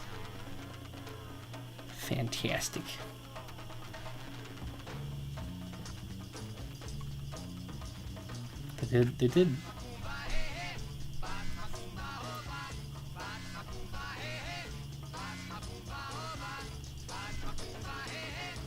Yeah. I gotta watch Cowboy Bebop. Gotta watch Don't Hug Me, I'm Scared. Season 2. I had a lot on my plate. In all honesty, I'll probably... I don't know, I might be watching the Emoji Movie tonight. You know, it's a good use of my time. Oh, and Lumpy Touch. That's right. Check that out. Gotta see a good old Lumpy Touch, you know?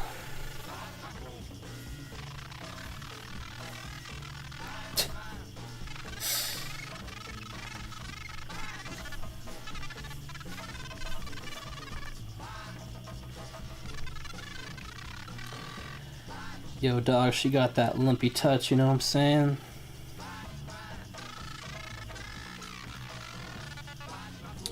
Girl got that lumpy touch.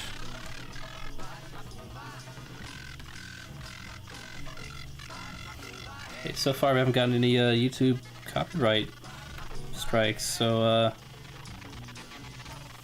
if we just listen to like weird prog rock from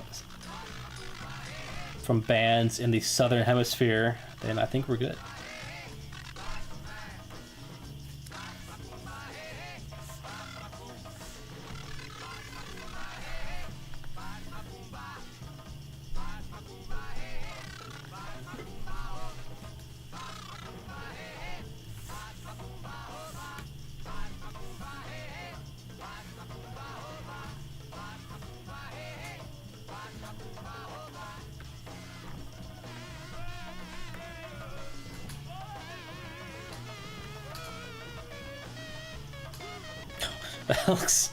That doesn't look right. Damn it. Like he's launching them all backwards and just fucking fly like horizontally back into the background. Just think of Lumpy Space Princess from Adventure Time. Like, oh my glob. Is it? I didn't watch a lot of Adventure Time actually. I think I was too old for it, or which is to say I was like a 13-year-old and I was too cool for animation. Little did I know. But yeah, Adventure Time came out at a time when I wasn't watching a lot of cartoons. But I have seen some Adventure Time.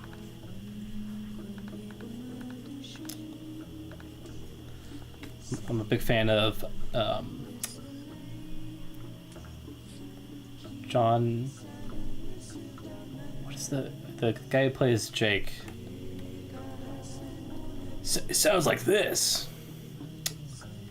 What's that voice actor's name?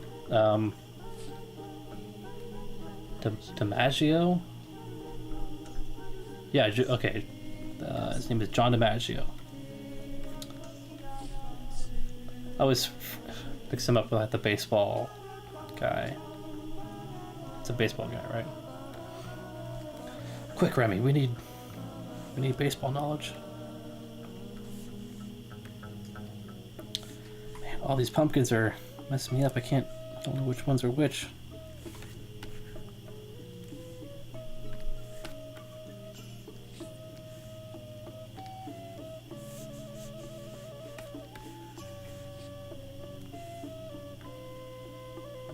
Because there's that song. I'm John DiMaggio. Gonna go. Might check back in the stream a bit later. Well, thanks for stopping by, Sixpence. I might be wrapping up in the next like half hour or so. But yeah, thanks for stopping by.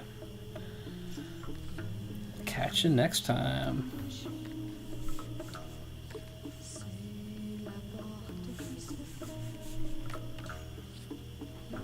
Wait, she's singing French?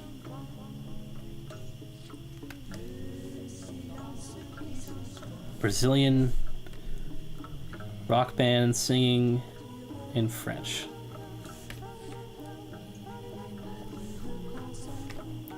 What has this world come to?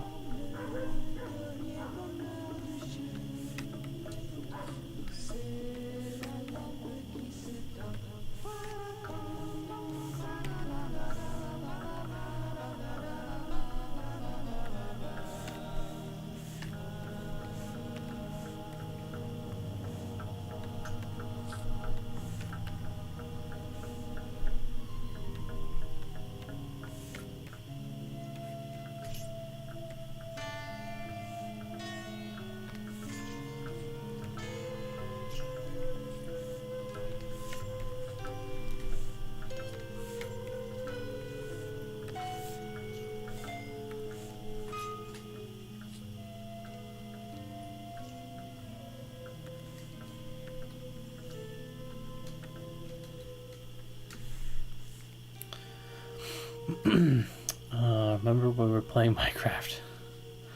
Oh, don't even. Is that server still alive?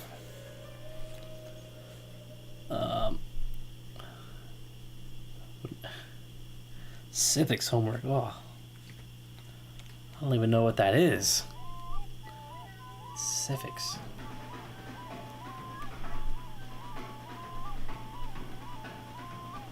Wait. It's like August 24th. Are you in school? We're back at school? It's an early fucking start.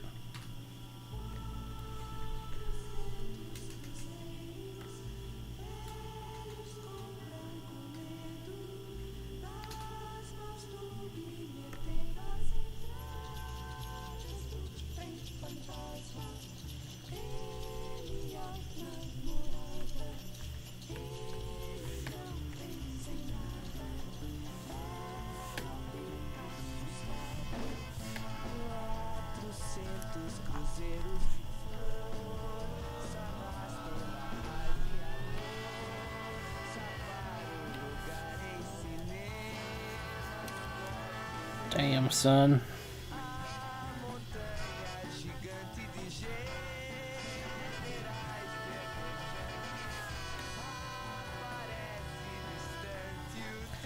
Yeah, that was always like, felt like I was cheated when school would start in August. Like, August is like, oh, late May. Okay, I guess they shave off June there. But, all of June? Okay. I don't know. I feel like it feels weird when it's still summer and, like, school's starting up again. That's kind of fucked.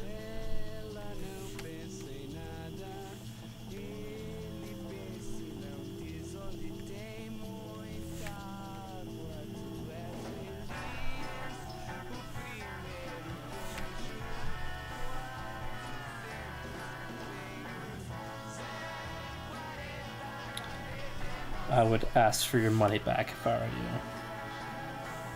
That's how that works, right?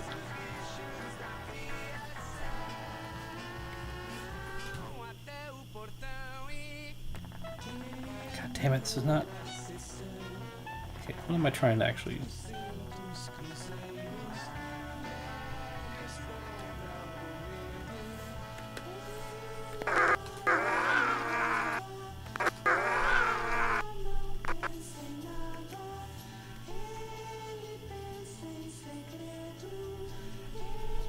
Man, that looks like fucking dog shit. Okay. Oh, yeah.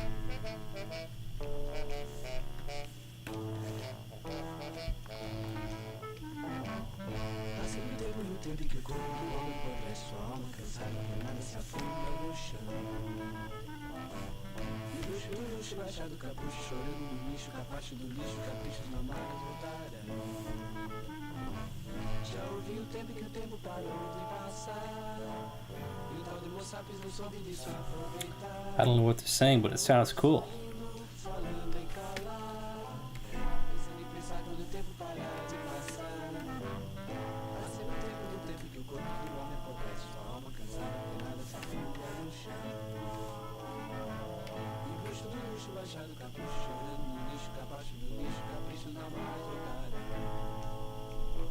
Tempo, no tempo. Once was the time, I thought. It's the name of this song. Oh my god, my back is starting to... I think that might be a sign. When my back starts to disintegrate, that's when you know you've animated too much.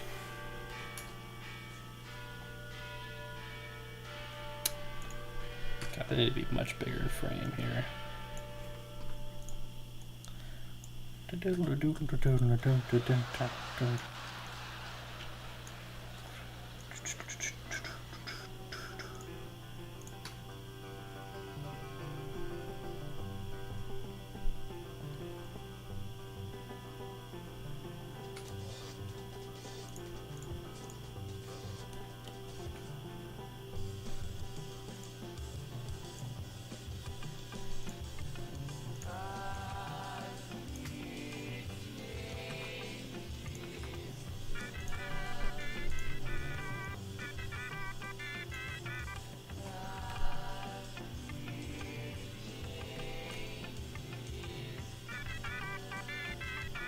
Alright, you just need to kind of hold in the air.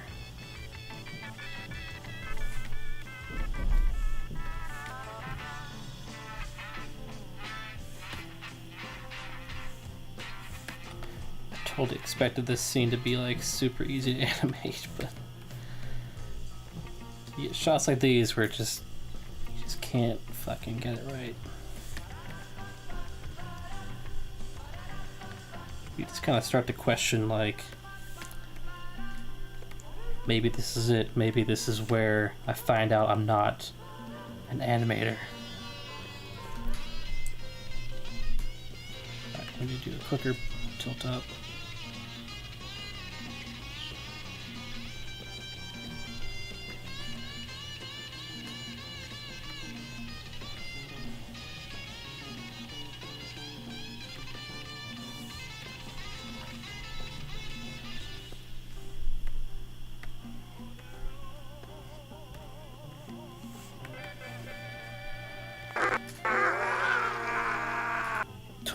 That looks like...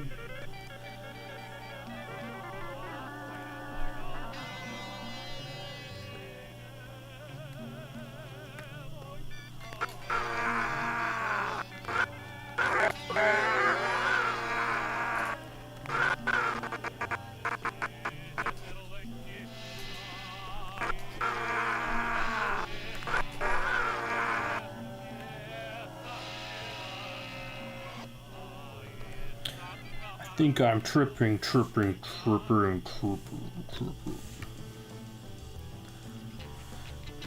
How's everyone in the chat doing?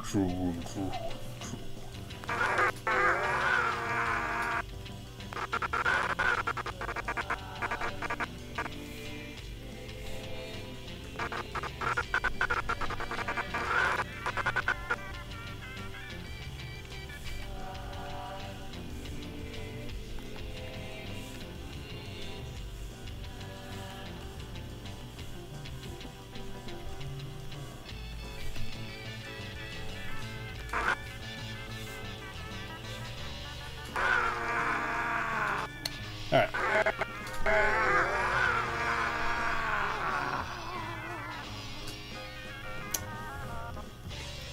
Good enough.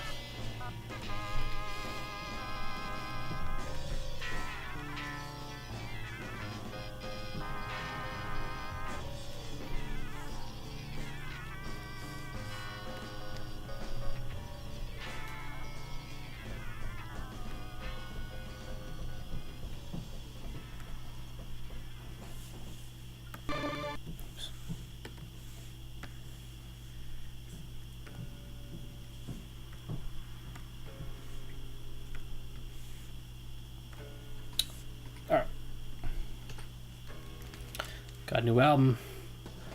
This is a, what are they? I think they're a Dutch fucking psychedelic prog rock band called Burnin' Red Ivanhoe. I don't even know. Ah, yeah. Still got it. Alright, I'm hitting a wall. I've listened to too much Brazilian rock and roll, and now I'm itching for I don't even know where I'm going. This is me. I don't know. Let's say we end it on a little video.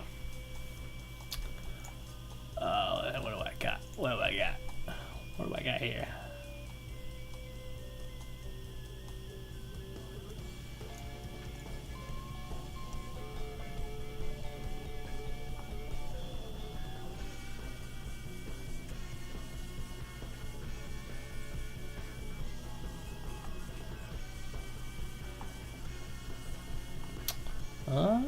There it is.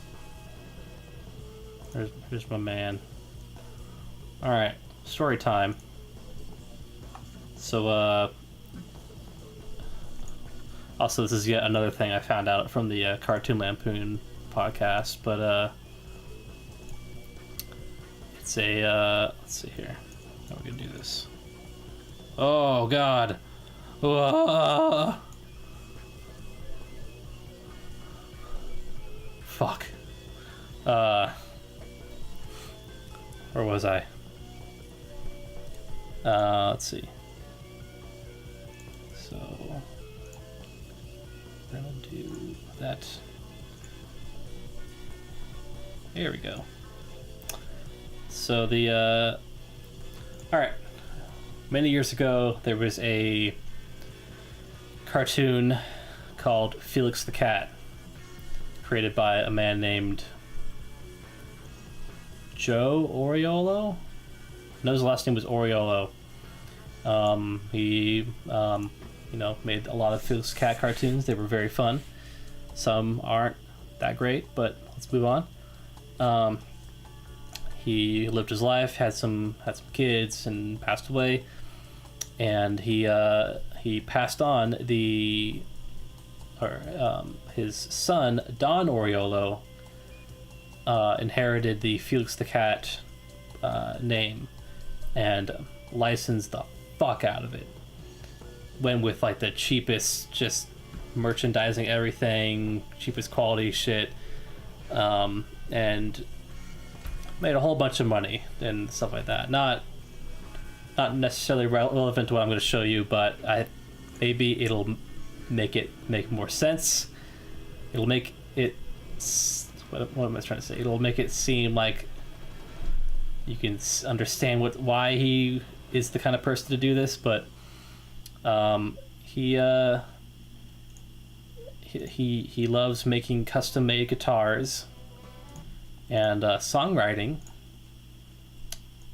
and he uploads videos of his songs to YouTube, and he made a wonderful song about Christmas.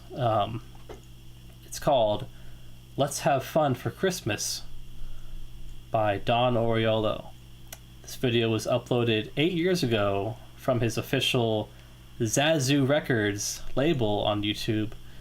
It has a whopping 422 views, 10 likes. One of those is mine. And this was made 2015. And without further ado, here let's enjoy what Don, the inheritor of the Felix the Cat franchise, wants to tell us about Christmas.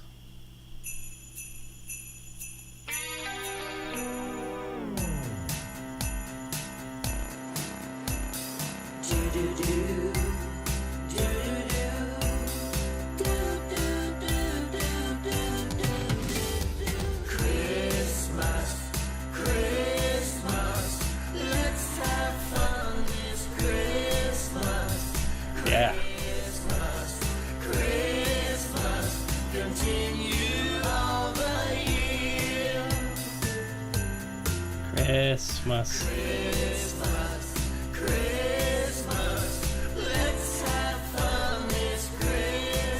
Just a hint of auto-tune, you know? Like a spice, just a little bit.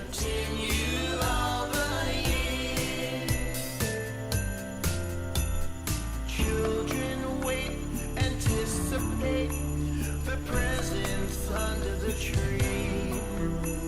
But Christmas is about the love for you and you and me. Take my hand and let's all sing. All the good It's one of those custom-made guitars. Christmas The Felix the Cat pin right there. Oh, candy canes, watch out, Don. Whoa! Oh, wow. Christmas. That's us say once a year. Here. raise your glass. I can see the view count on the stream going down. We'll celebrate another thankful year. 'Cause when we I like this part. then I see I your love the animated stockings in the background, you know? smiling from ear That looks spectacular. Great work. Great work, Don. Christmas. Let's have fun this Christmas. Christmas. Christmas. That's all of the year. So raise your glass of Christmas cheer. We'll celebrate another thankful year. When we do, I see your face smiling from ear to ear. Yeah.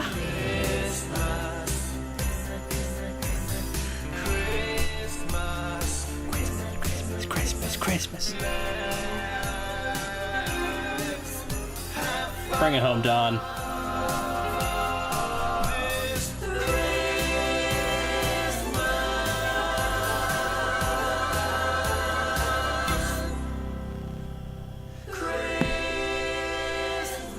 Oh, Don, what are you doing?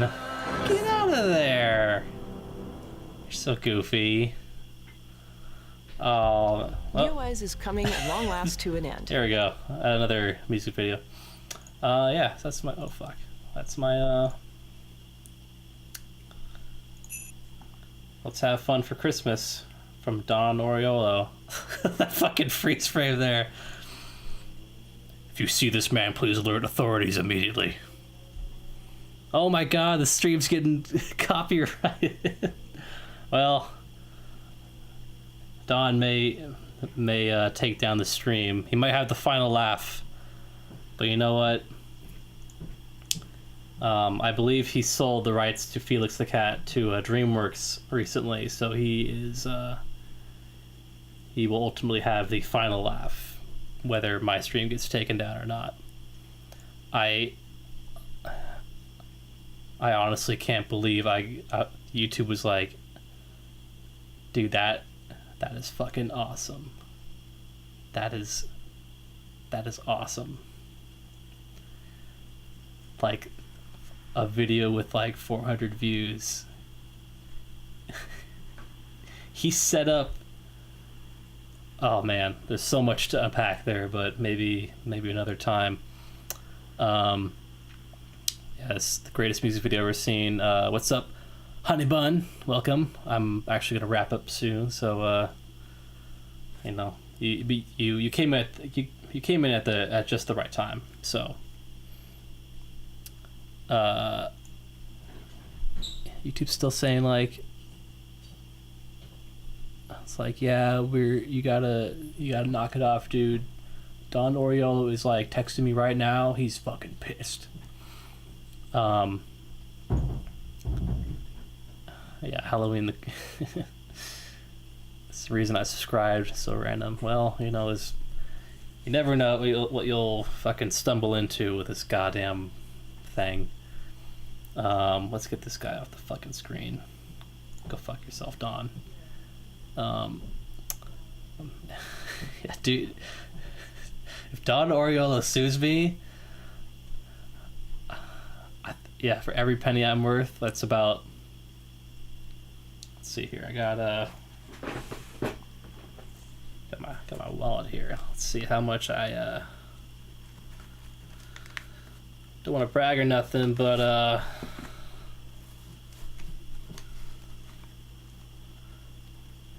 come and fucking take it, Don. That's right. That's $5. $5 in cash. All right. Gonna carefully put that back in my wallet so I don't lose it. I need that $5. Joke's over. Let's put this back in the where it's safe. Oh, Jesus H. Christ. All right. Well, thanks for watching, everybody. I don't know what else to say.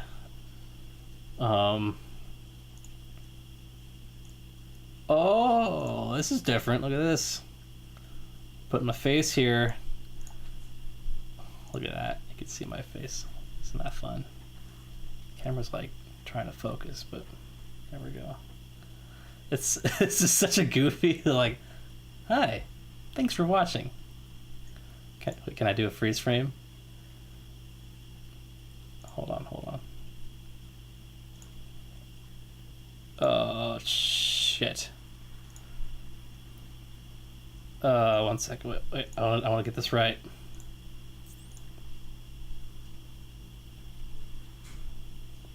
Can I even do a...